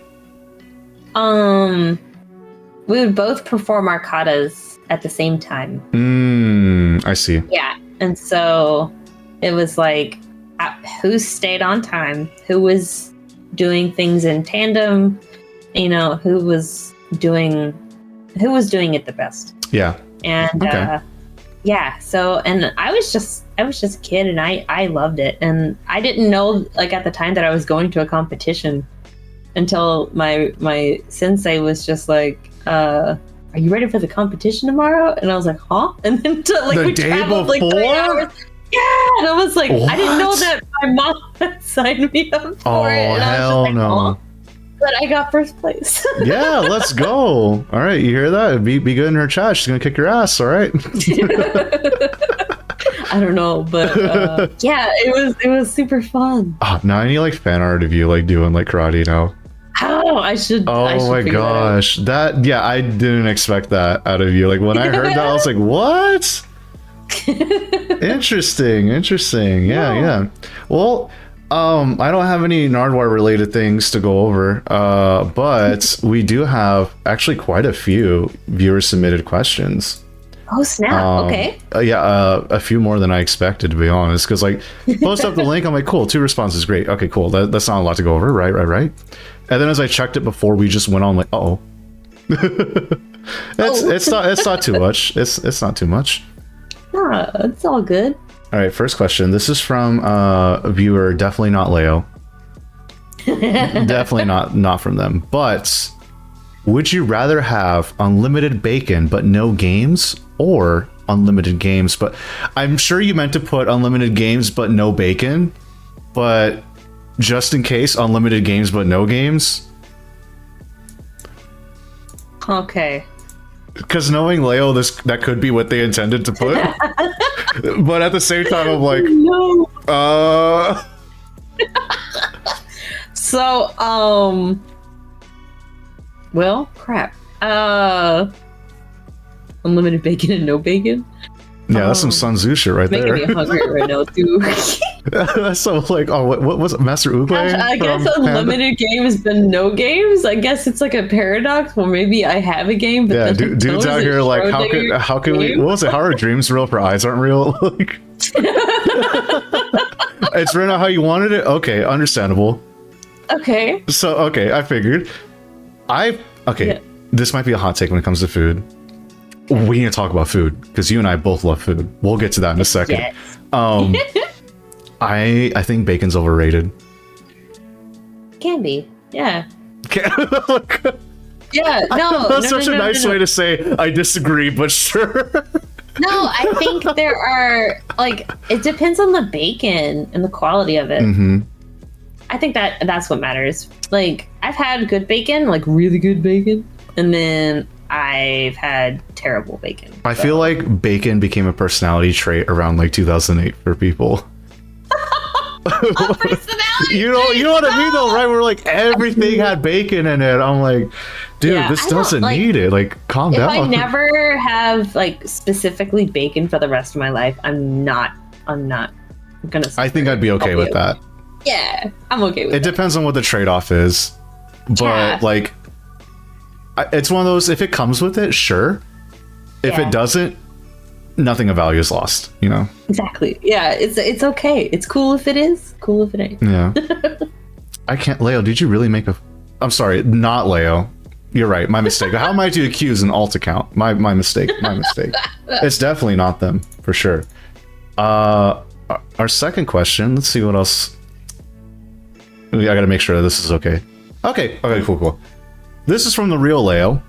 Is there something you want to accomplish or a goal you want to hit through streaming? Oh, that's a really great question. Gosh, I think my goal is to make sure I stream every day right now. But I also am really enjoying building a really great community. Yeah, sorry, I don't mean to laugh. I'm just like... I'm sorry for offending the not Leo. My apologies. You know, get the twit longer ready. Good. Get the twit longer ready. But yeah, you and your was it 365 days in a year, right? And you're at 180 through. Damn, that's the halfway point. Is that how math works? I can't math. I don't know math. Don't math. You know, if you're confident enough, that is the answer. You know. Anything is possible. Yeah, anything is possible with confidence, guys. Come on. But yeah, like I feel like that is definitely, I guess, like a goal of like, let's just make it through the 365 and then we'll figure it out from there, you know? Yeah, I'm having fun, and I think that's the biggest thing is like, you know, the idea of partner is cool, but if I don't get there, I'm happy. That's okay. Yeah. I think what I tell a lot of people that want to get into it or like are feeling bummed out about it, it's like you should really treat this as a hobby and everything else will come along the way. Exactly. You obsess over all the numbers, you're just going to get sad. You're going to get humbled very quickly. Exactly. Like even if you look at numbers, which is okay, as long as you understand that some days are going to be low, some days are going to be higher, and you know, it's not always your fault or something. Like, people don't want to blame themselves for their numbers sometimes. It's like, some people can't show up because of work. Some people can't show up because of their time zone. You know, like, everything will be okay. Like, I think people like forget that a lot and they get doom and gloom. But I understand. Yeah, my algorithm. Yeah. I'm like, I don't think it's an algorithm. I think it's just like the trends that people want to like, that are going towards, right? Because it's like, oh, like whenever I watch YouTube people and they always like bitch about the algorithm, I'm like, I don't think that's really an algorithm thing. It's more of like people are now wanting a different thing, if that makes sense. Like, the really zany, crazy thumbnails of like the face and stuff, right? It's like YouTube isn't asking you to do that. It's just we all want that because we all keep clicking on it. Yeah. So it's an us problem, really, at that point. Is there anything like, this is a me question now, about, you know, how you want to do your 365 days and such. Is there anything that you have planned next after that? I do. I can't really say. Oh, no inside scoop. No Blooby inside scoop. Understandable. Oh, okay. No, you don't have to. I'm not going to twist your arm. Okay. You don't have to if you don't want to, but I mean, no, it's fine. I would like to continue to do it every day. So I know that's tough, but yeah, I'd like to do it every day still. Yeah, it means a lot. Yeah, fuck it. 2 years. Yeah. What's the math? 720, 730, 730 days. We got any mathematicians in chat? It ain't me. Screw it. Why 360-day challenge? Make it 720 while you're at it. Yeah, I just think it's like if I'm having this much fun now, like I foresee it only getting better. Yeah. Yeah, because I'm having fun. Yeah, when people can tell that you're having fun, it definitely shows as well too. You know. Yeah. Yeah, imagine you hit like the real Leo this time. You know, the real Leo. You hit 1,000. Oh, next year's leap year. Yeah. We're gonna need some mathematicians out here. So 731. Thank you, Lala. All right. Okay. So also from a reoccurring user, definitely not Leo. Again, definitely this is really not Leo. This is a different person. What are your go-to comfort songs or artists? Oh, snap. That's really awesome. So, I guess it depends on my mood for sure. Like my comfort music, I love... They just released the Bee and Puppycat soundtracks. And yeah. I think the music is lovely. And there's no lyrics or anything. It's just music. Just a soundtrack. And, yeah, and it's really fun, and it's bringing me a lot of comfort. And I've been listening to more lo-fi to relax. Yeah. But when I need like something hype, I need Chevelle, I need Coheed, all that stuff. Right. Gosh, trying to think of specific bands that I really love. There's an obscure one, I guess. It's I Am I, Who Am I? They do very, very fascinating visual albums. Okay. Yeah, it's so cool, and their music is just incredibly interesting. What is that name one more time? Yeah, sure. I can type it out in chat if that's okay. Yeah, because like me hearing it, I was like, "There's no way I'd be able to read that correctly the first time. There's no way." That is it. It's all one. Oh hell no! I would say I am who am I. Like no, there's no way I'd read that right the first time. Ain't no way. It's I am I, who am I? I am who am I. Okay, well, what kind of music are they though? It's kind of like dream pop. Like that's the best way to describe it. It's like dream pop. It's very cool, very electronica. And it's just really cool. I love it a lot. This is Dead Mouse Lala. Dema 5. Shut up. And my other favorite artist, Key Dollar, with her hit song TikTok. What? Y'all don't listen to Key Dollar, I cannot. Oh man. Oh, this one's from Lala. Oh. We got a multi-question response. Let's see. Let's start with the first one. What inspires you? And it can't be Lala, despite how awesome and inspiring she is. What inspires me? Art. And I think the craft just of art and writing is incredibly inspiring. Also, she meant who. Oh, you said who? Reading's a hell of a drug for me, you know. It's okay. So Go Tanks inspires me every day. Aww. Because he's got such a big heart. I'm gonna go throw up. Works so hard. Don't throw up. No, it's cute. I'm you know. Yeah, but he inspires me every day. Even though they're no longer here, my grandparents. Like I just in everything that I do, I try to do with them in mind. Yeah. You know, I try to put forth the love and care that they would want me to in anything I do. Right. So I just strive to make them proud. And so that's inspiring to me. I have friends that inspire me. There are like VTubers that inspire me.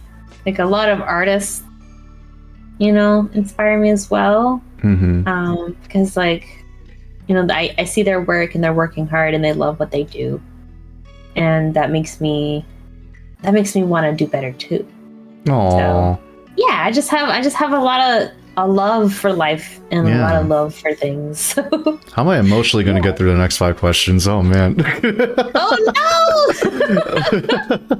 No, I think it's really sweet, like, to hear how much of an impact your grandparents have had on you, especially hearing like the stories from earlier too. Yeah. I think that's really sweet. This is the second part of the math 5-part question from Lala. What was the best hug you ever received? It just came at the perfect time. The best hug I've ever received. Oh man. Y'all remember hugs? I'm kidding. I'm kidding. I should call her. No. I'm joking. I'm okay, everyone. You are so Copium. Oh gosh. I don't want to get emotional because I might. Oh. Look, my grandmother. Oh, my heart. My grandmother. Yeah, I can't not think of her when I think of hugs because you could feel how much light she had as a person with every hug she gave. Yeah. Dude, your IRL lore is insane. Oh my gosh, like who's chopping onions in my room? This is crazy. Seriously, yeah. That's wow. Okay. No, it's genuinely so heartwarming to hear, like how you look up to her in that way. You hold her in such high regard. Yeah. Yes. What do you want Lala to cook for you? Lala, I want you to cook me your turkey taco soup. Turkey tacos? Like ground turkey? I think so. I just know she talks about it a lot and she says it's amazing and I want some. Look, I'm always down for tacos. Yeah. I think that's like the near perfect food next to pizza. Oh my gosh, yes. Because like you can have a bad pizza, but at the end of the day you still had pizza. Yep. that's true. And I feel that with like tacos, like as much as we all meme on like haha Taco Bell bad, but at the end of the day I still had a taco. It's still I don't care. Taco, like chicken, the chicken quesadillas. Actually, okay, man, this is how I knew the economy got screwed up when the dollar menu became the $2 menu. I know it. Stuff out there. They used to have fuck, what was it I used to get all the time? It was, they might still have it, but now it's $2. But it used to be $1, and it was the beefy Fritos burrito. Yes, dude, it's so good. Or like my first time ever having a 5-layer burrito from Taco Bell. Have you had their crispy empanadas? They have empanadas? They did for a little bit, and I had one, and I went to heaven. Do you remember Mexican pizzas from there? I never got one. I never really got like their limited special stuff because like I would just go straight for the value menu because you got so much food for how little you paid for. It was insane. Yep. I mean, it's still like that. It's just the choice selection is like, well, do you want nacho chips or like one burrito? And that's all they have on like their value menu. It's like nothing. Yep. Or the cheesy roll up, which is just tortilla with cheese rolled up. Well, like this is it. What, man? It's tough out there. It's tough out there. All right. Let's see. What is the best song to listen to when you're sad, angry, lonely, happy, etc.? Oh shit. I guess all 4 if you have it in you. Yeah. Let me open my Spotify right now. If you're wanting like an interesting feel, go with Spirit Box's Secret Garden. What kind of? That's like a metal band, right? Metal. Yeah. No, it's like the name's familiar. The music is like, yeah, it's really good. And then for like, if you want a sad song, do As I Do by Purity Ring. That sounds, yeah, I have a few friends that are in a Purity Ring. I was gonna say that sounds Purity familiar. And if you want to be like, hang on, let me grab this. I have so many fucking playlists, dude. I mean, that's cool that you have them like organized, because me, like, they all go under the liked playlist. So my mood will swing. Like whenever I'm driving and listening to music, it'll just be all over the place because of it. I love it. But yeah, if you want like a boss bitch song, just listen to Ash Nico's Maggots. It's a, like, I will punch you in the throat type of. You're ready to throw down. Go, yeah. Yeah. And then what was the last feeling? We did sad, angry, lonely, and then there's happy. Happy. So, let me check my nostalgia playlist. Sorry. I love that there's like a nostalgia playlist though. Yeah, there is though. I'm like, you know what? Why not? Yeah, I don't know my happy song. I know my grandmother really liked the Black Keys. Oh, I only know like 2 songs from them, but yes. Yeah, which gosh, I can't think of the song name right now, but it was by the Black Keys, and it's a happy song, so it makes me think of her. Let me see if I can look it up, because it's a great song. I have a very weird core memory with them. So there was this album compilation like back in like the early 2000s and like 90s, how they would do like just compilations for different genres. Like you had like the Now That's What I Call Music, like that's like the main one everyone got, right? Yeah. And then there was for MTV they had the Headbangers Ball. Yes. Of just like a collection of like a lot of metal from that time. Yeah. And then there's this one that my brother found called Punkorama, which was like a lot of like punk stuff, and it had the Black Keys song 10 a.m. Automatic on there.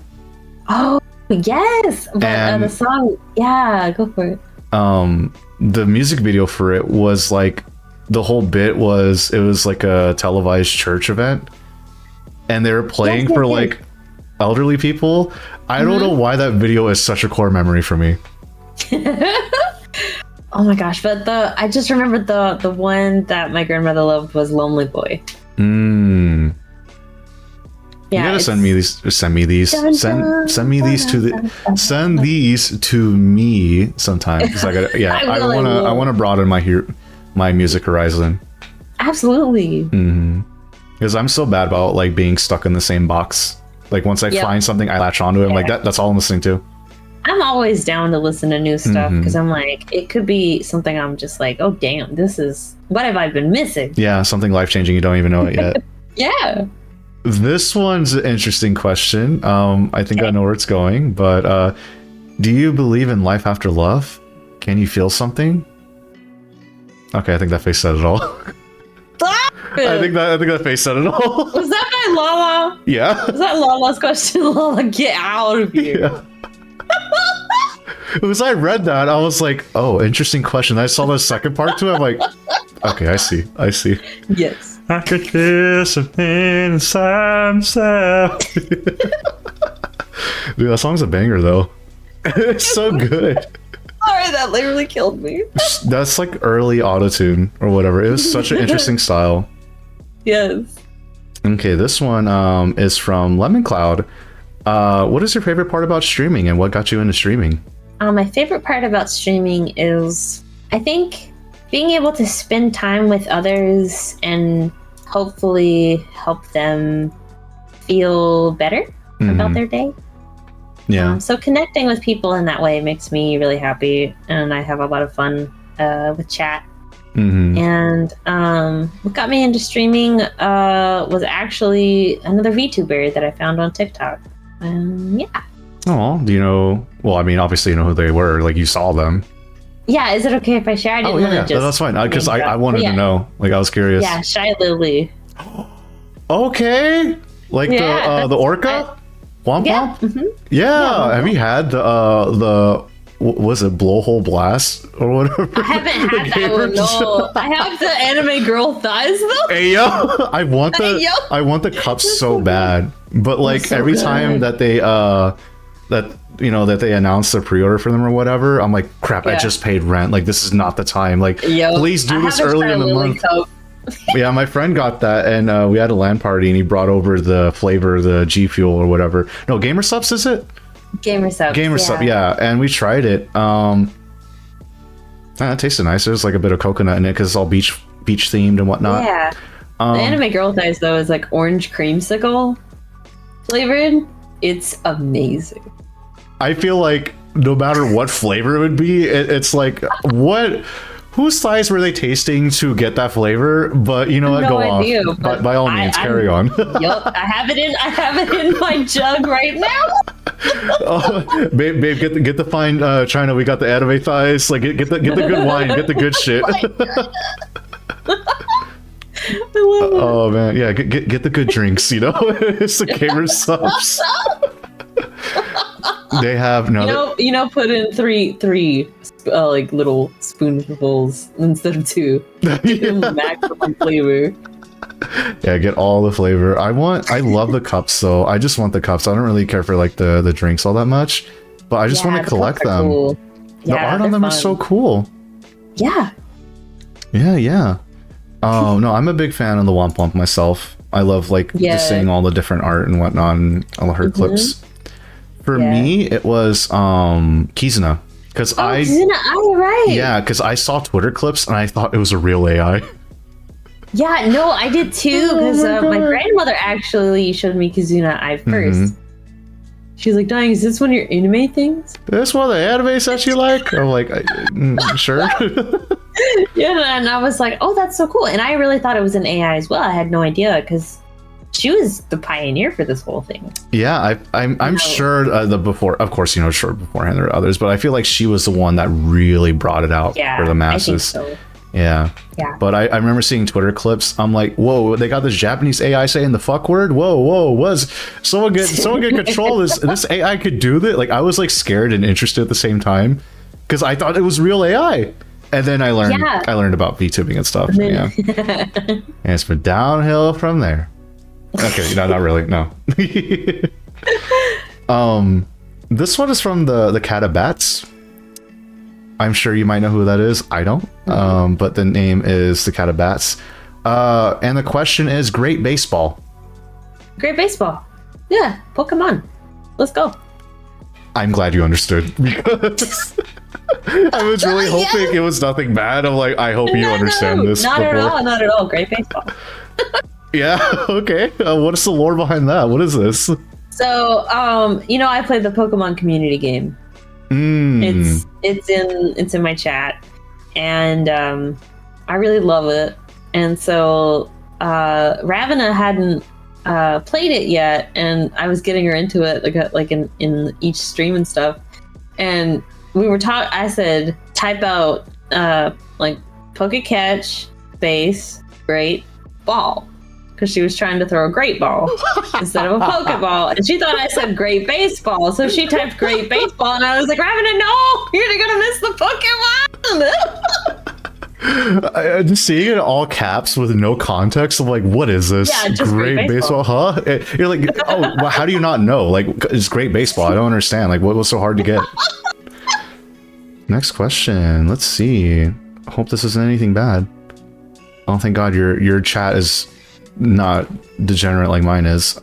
God forbid if I ask my chat to put in questions, like, no, I'm gonna have to curate these like let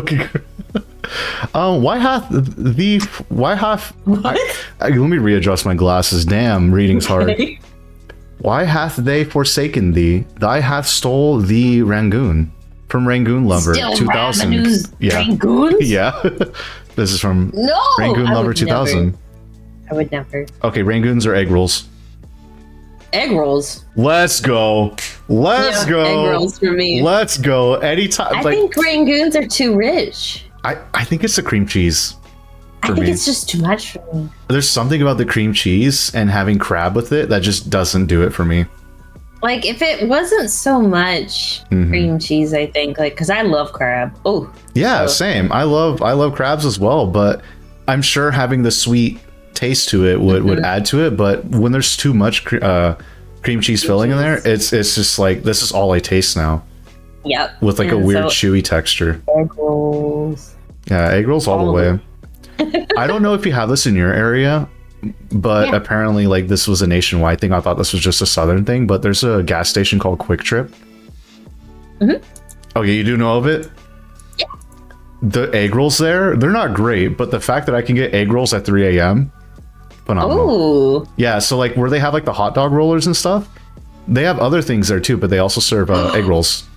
Ravenna. Damn, that's crazy. That's wild. You heard it here first.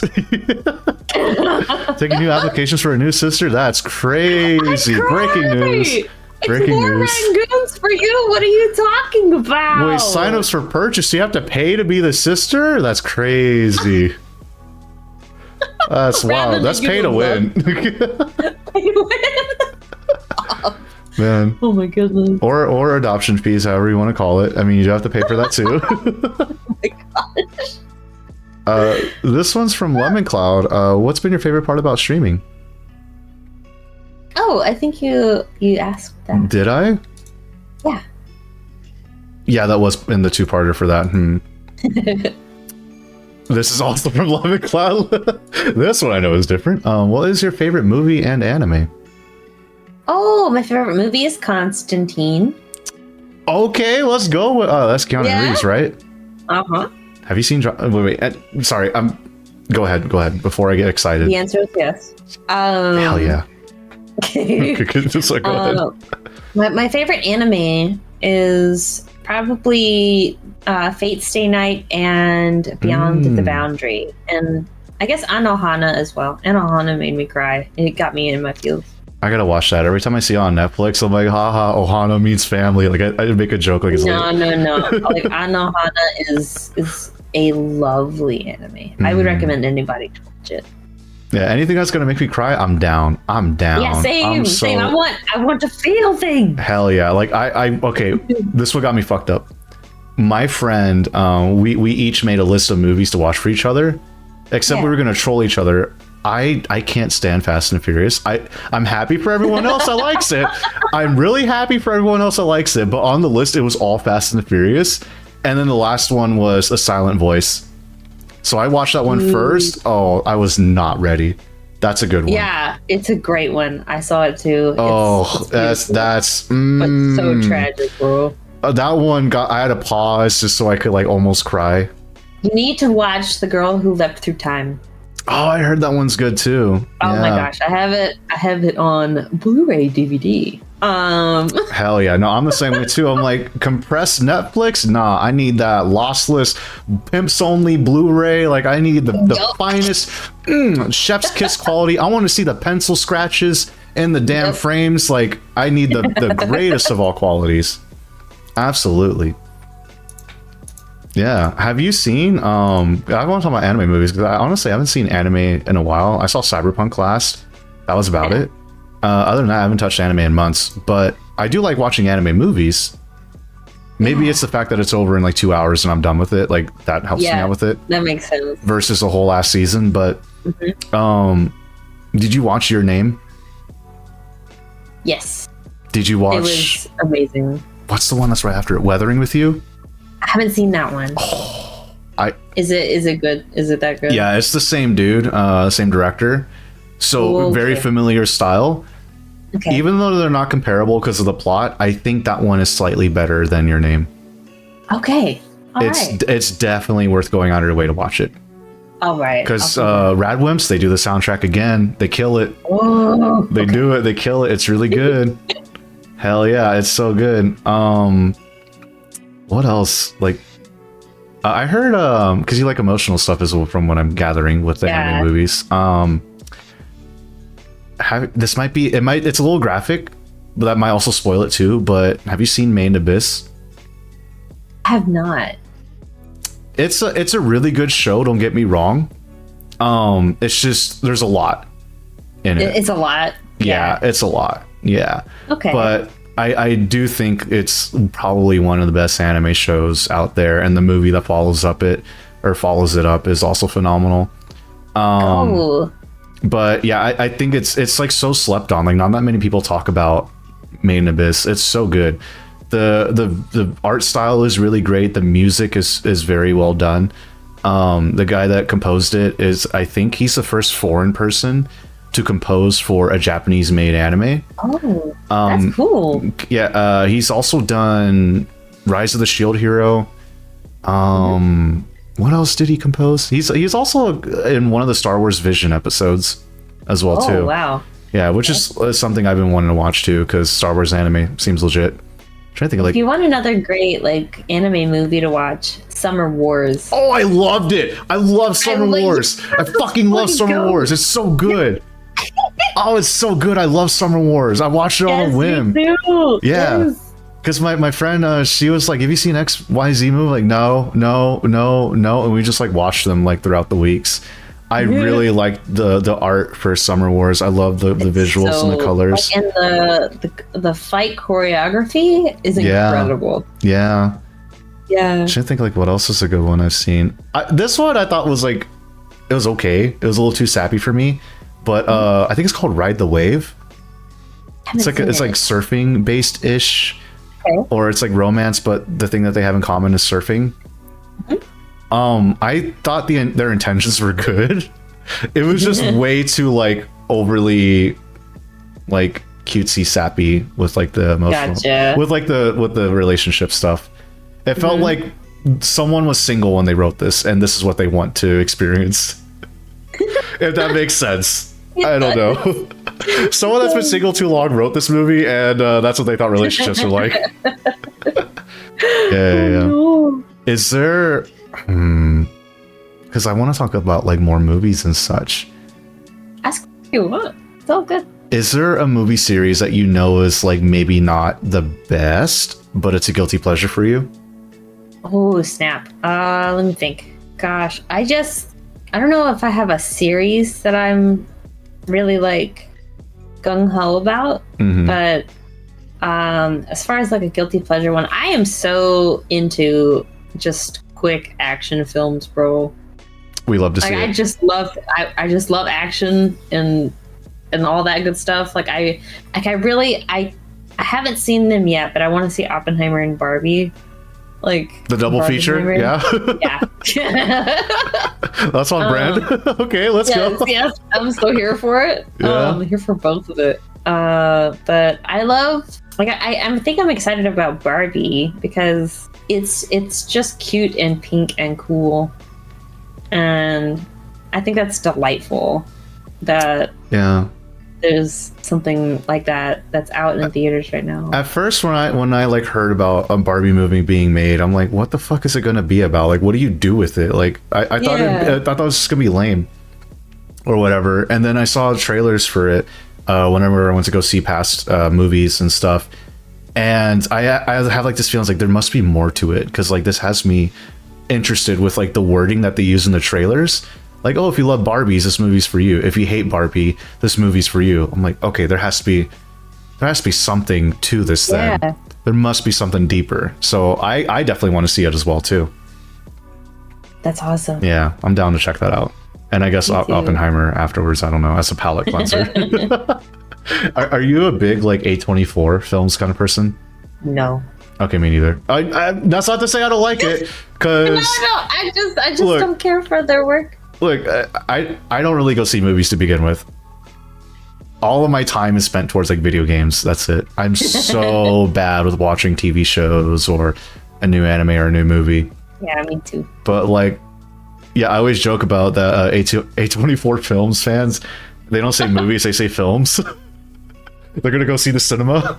They're going to go to the cinema. Yeah, we're going to the cinema, not the theater. What is this theater you speak of? No. We're going to the cinema. Like, all right, dude. But it's not for me. I love, like, one of my favorite movies outside of Constantine is Beasts of the Southern Wild.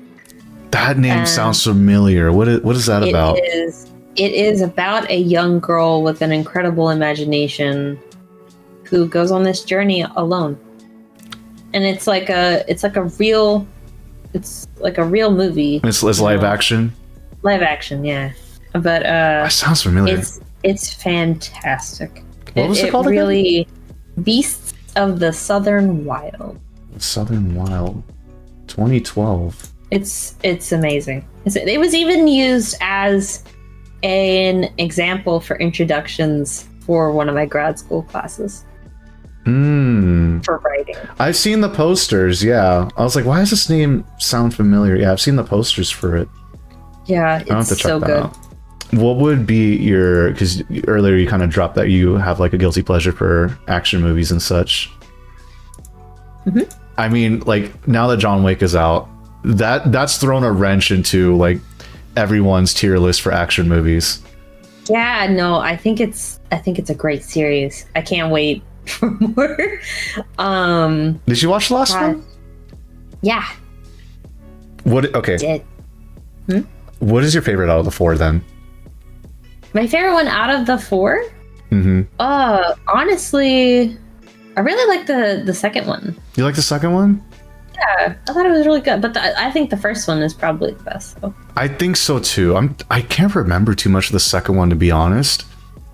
Other than the scene where like they're walking and they're trying to shoot each other, but all silently, like on a Catholic walking and shooting each other. It's great. I love it. That's like, the only scene I remember. So good. the first one, I would agree that it's the best, and that's not to say that the other 3 are bad or anything. Yeah, no, it's just it's set precedent. I think it's how grounded it is. Yeah, because I felt like with each one it got a little bit more and more over the top.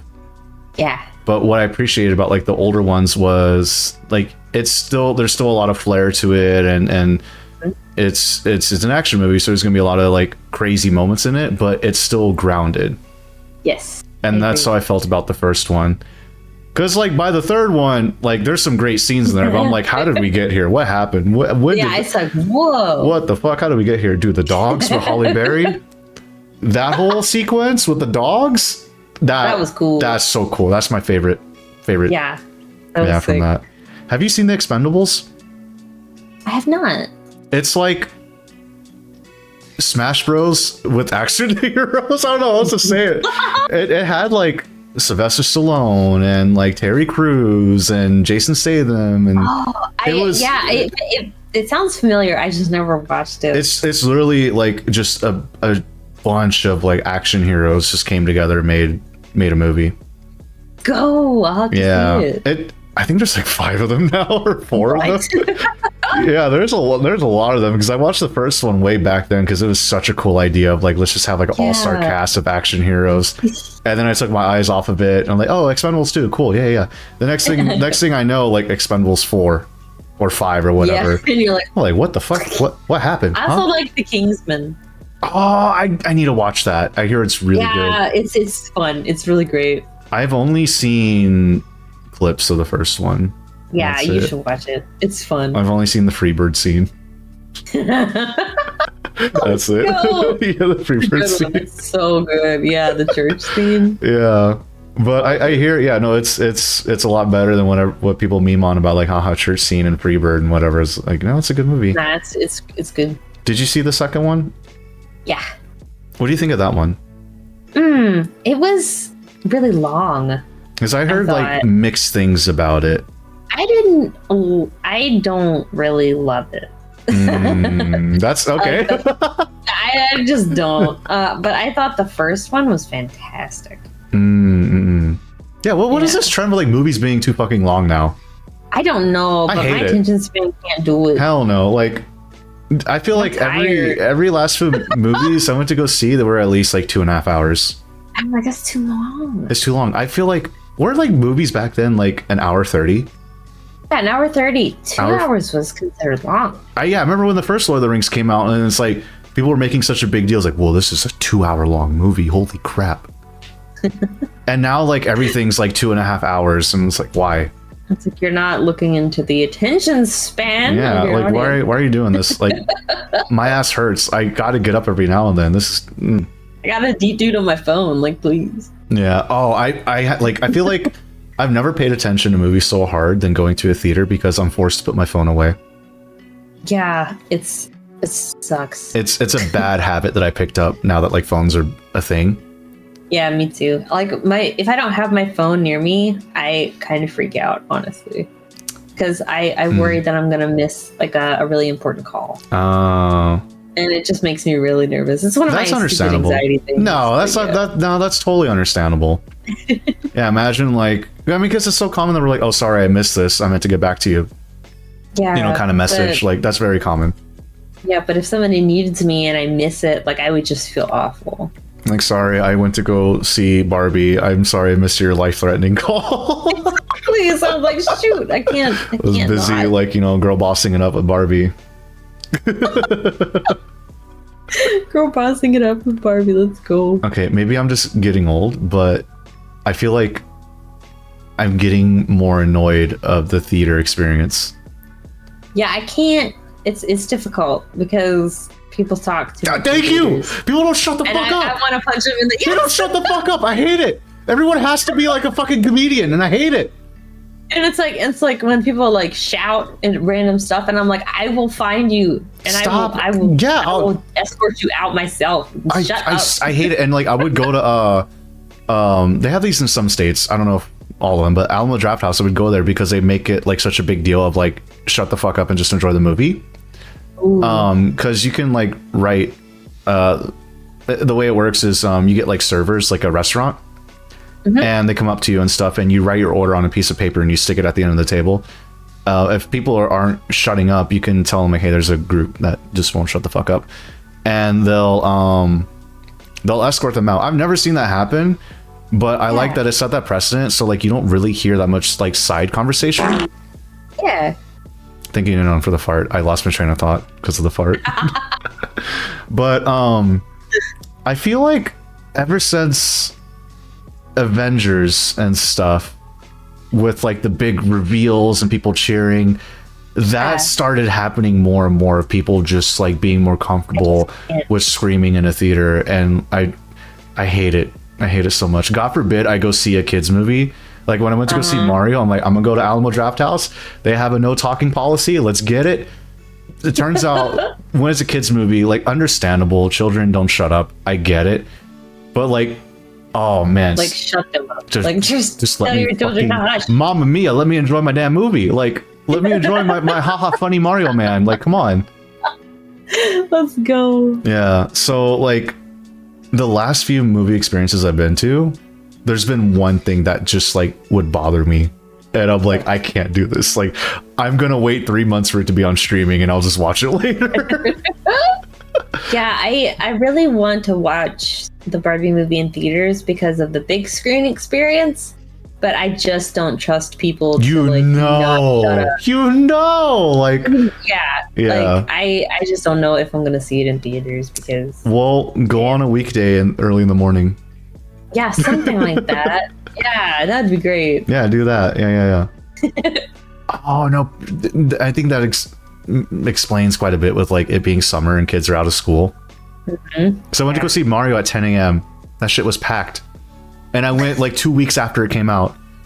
I was furious. Man. I took the day off to go watch it, and then you're just like, dude, it was jam. So this theater, no talking policy, right?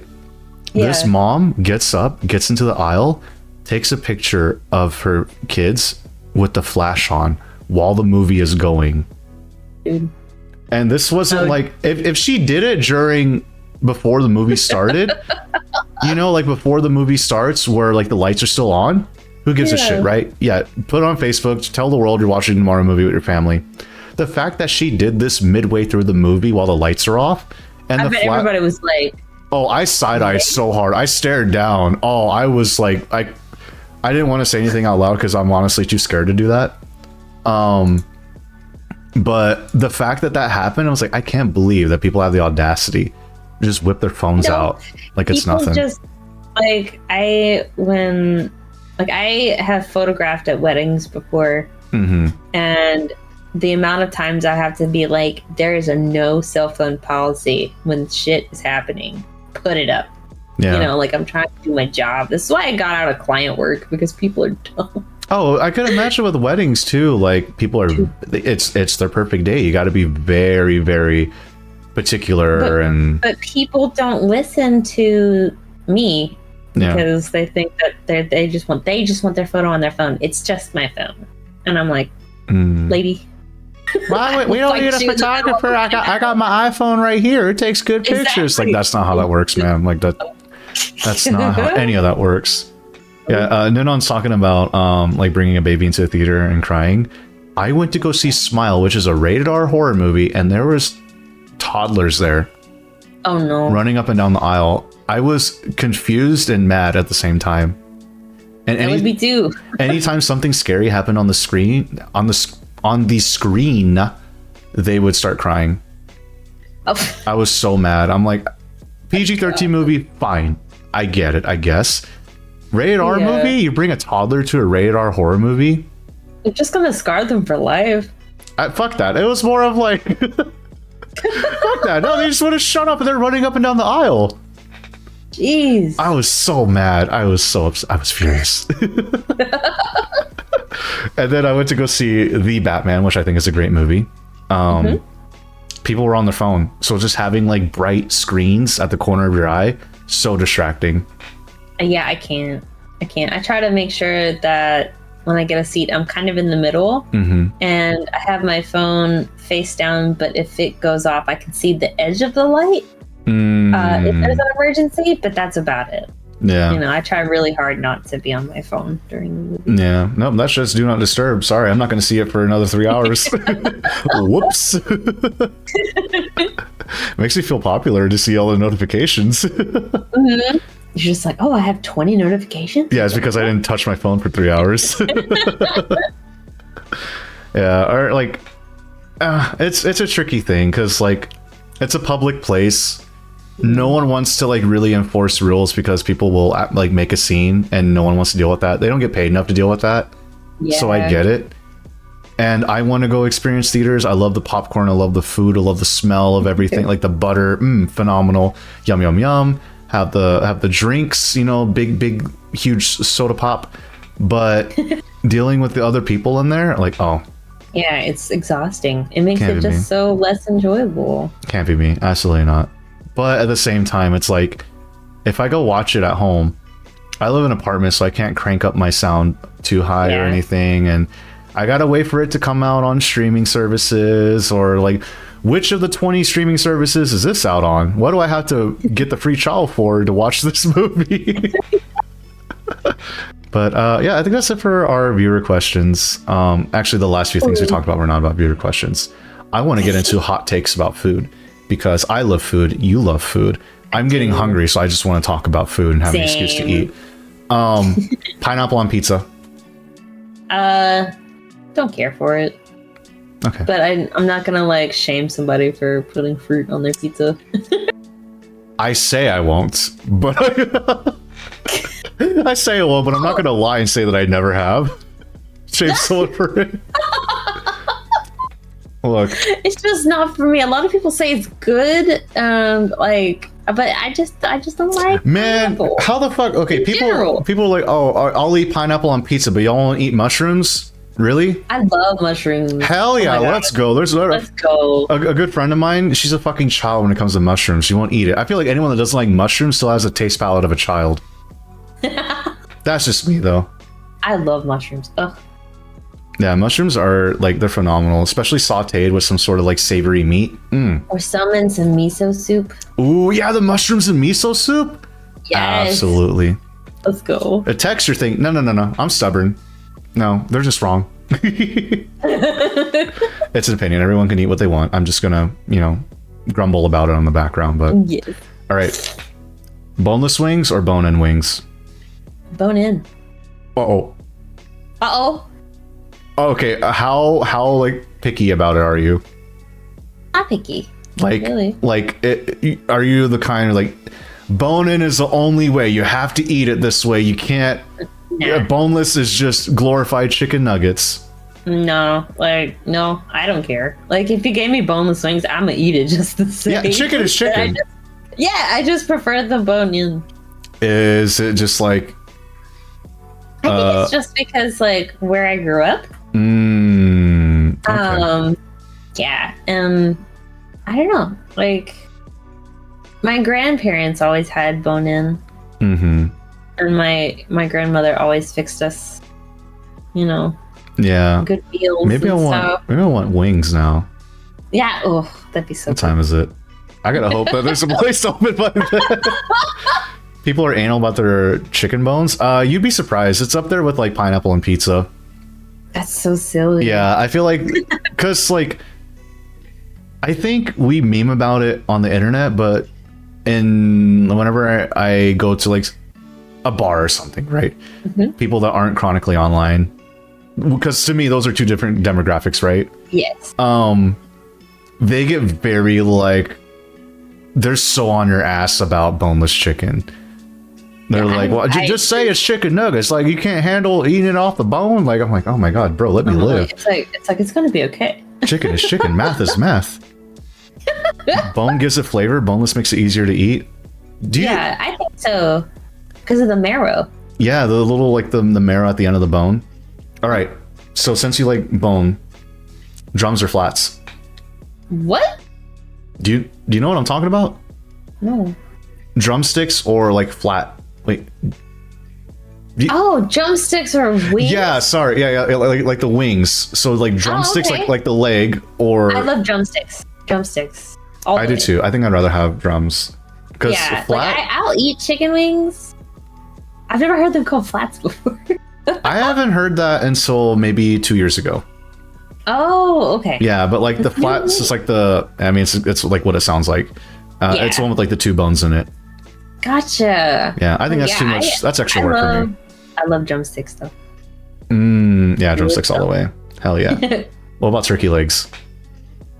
I don't like turkey. Oh, I don't. what? I don't care for it. I think it's generally too dry, and I don't like the flavor. That's because I didn't cook it right. Oh god, hold on. I'm gonna sip my water.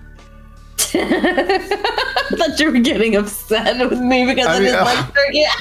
I'm not upset at you. I'm upset at the reason why, because you haven't had good turkey. I feel like that's not to say that I won't eat turkey if it's given to me. I think people they overcook it. Yeah. They make it. The second you said, "Oh, because it's dry," I'm like, you just haven't had good turkey then.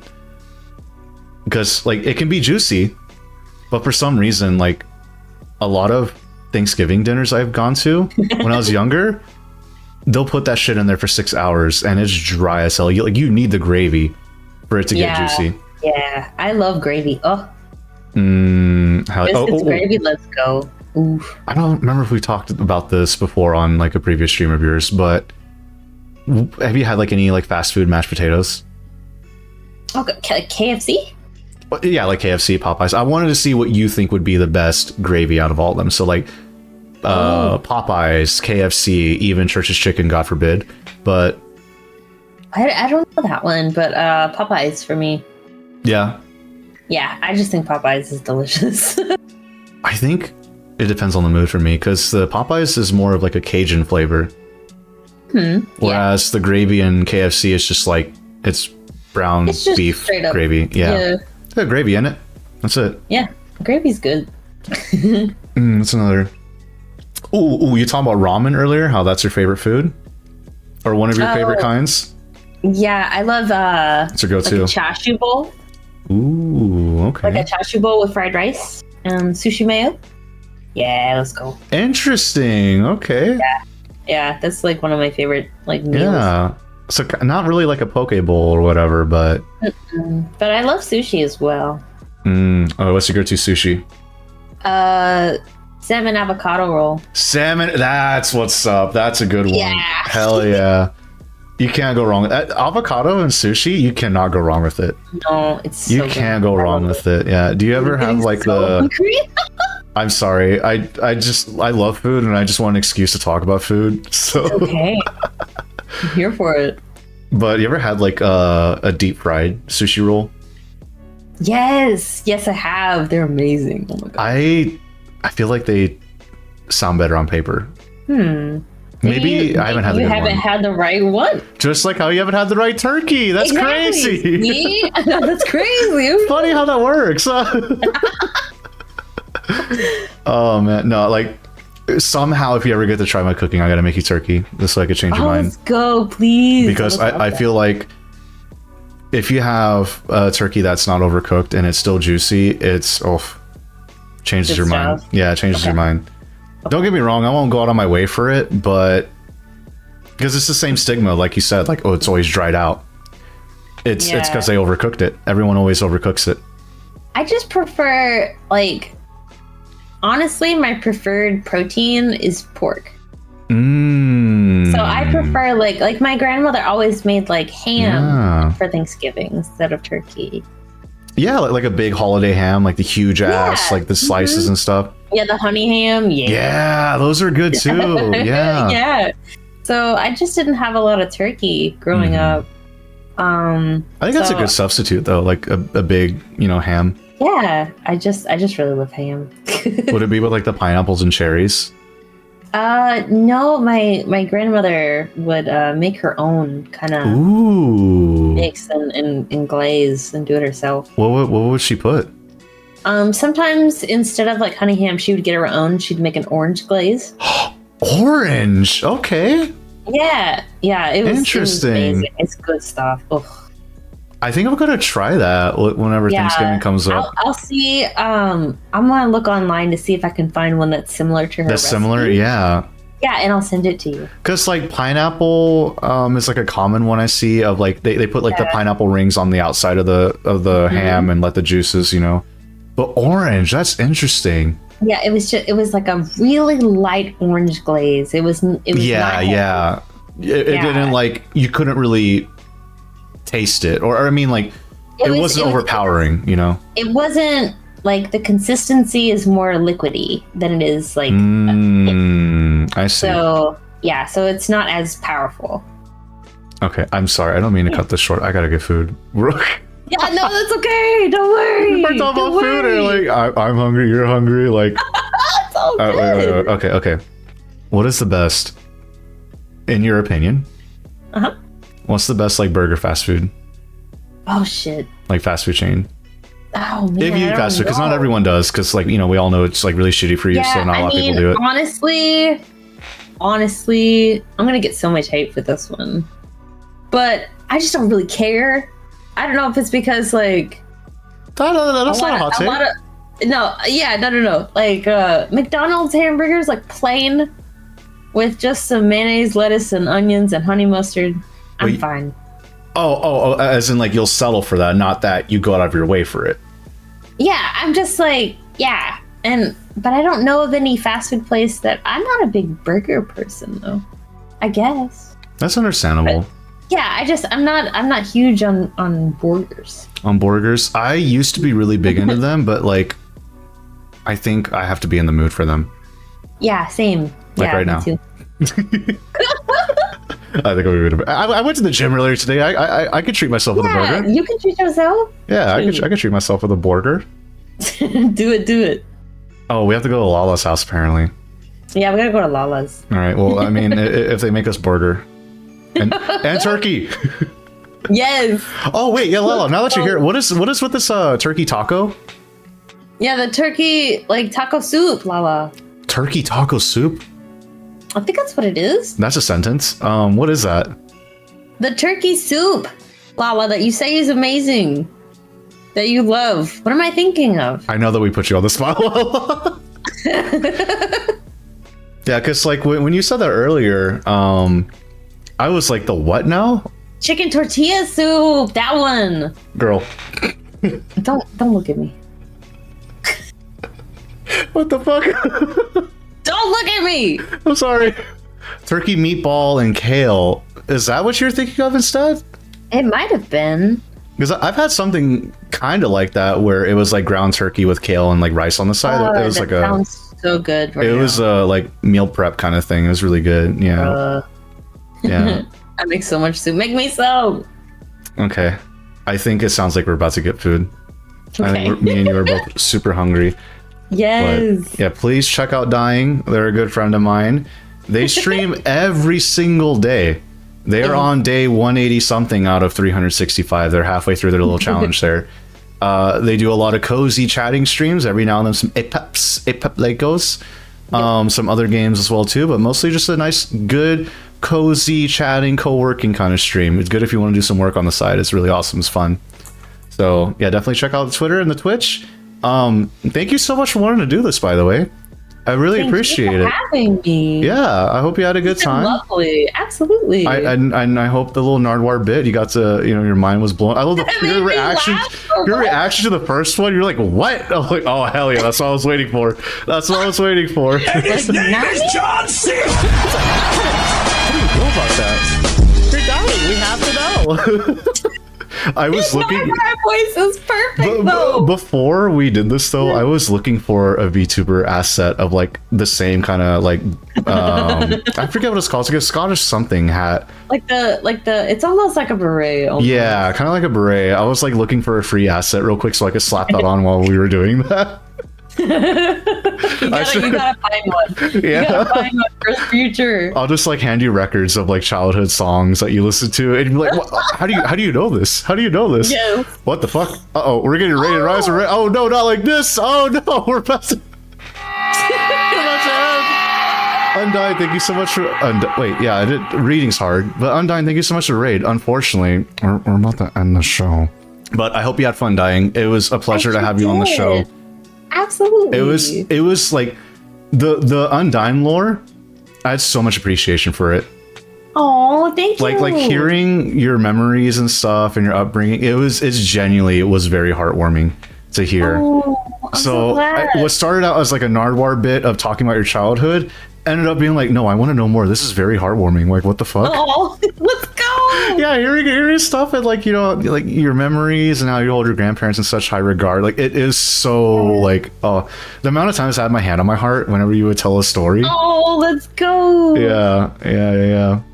But I think that's the show. Let's go find someone to raid. I need to get food. I'm hungry. I'm hungry. Me too. What are you gonna get? I don't know. I'm probably gonna fix like chicken nuggets in the air fryer. Hell yeah. That's the only way to heat up frozen snacks. Microwave couldn't be me. Couldn't be me. No. Even Hot Pockets. I mean, I don't eat Hot Pockets anymore, but like my mom, when I went to go visit her for like dinner, she's like, do you want, like, because she works at a retail store or a grocery store, and she's like, here's like a 12-pack of Hot Pockets I'm not gonna eat. I'm like, sure, that's free groceries. I still put that in the air fryer. I did not do the 2 minutes in the microwave. No, I'm above that. Let's go. I'm above that. I'm gonna repeat myself. Go follow Dying on all the socials. They stream every day. Chatting streams. It's great. It's phenomenal. It's awesome. Really fun, cool, pastel goth cat VTuber in it. All right, we're gonna go. Bye.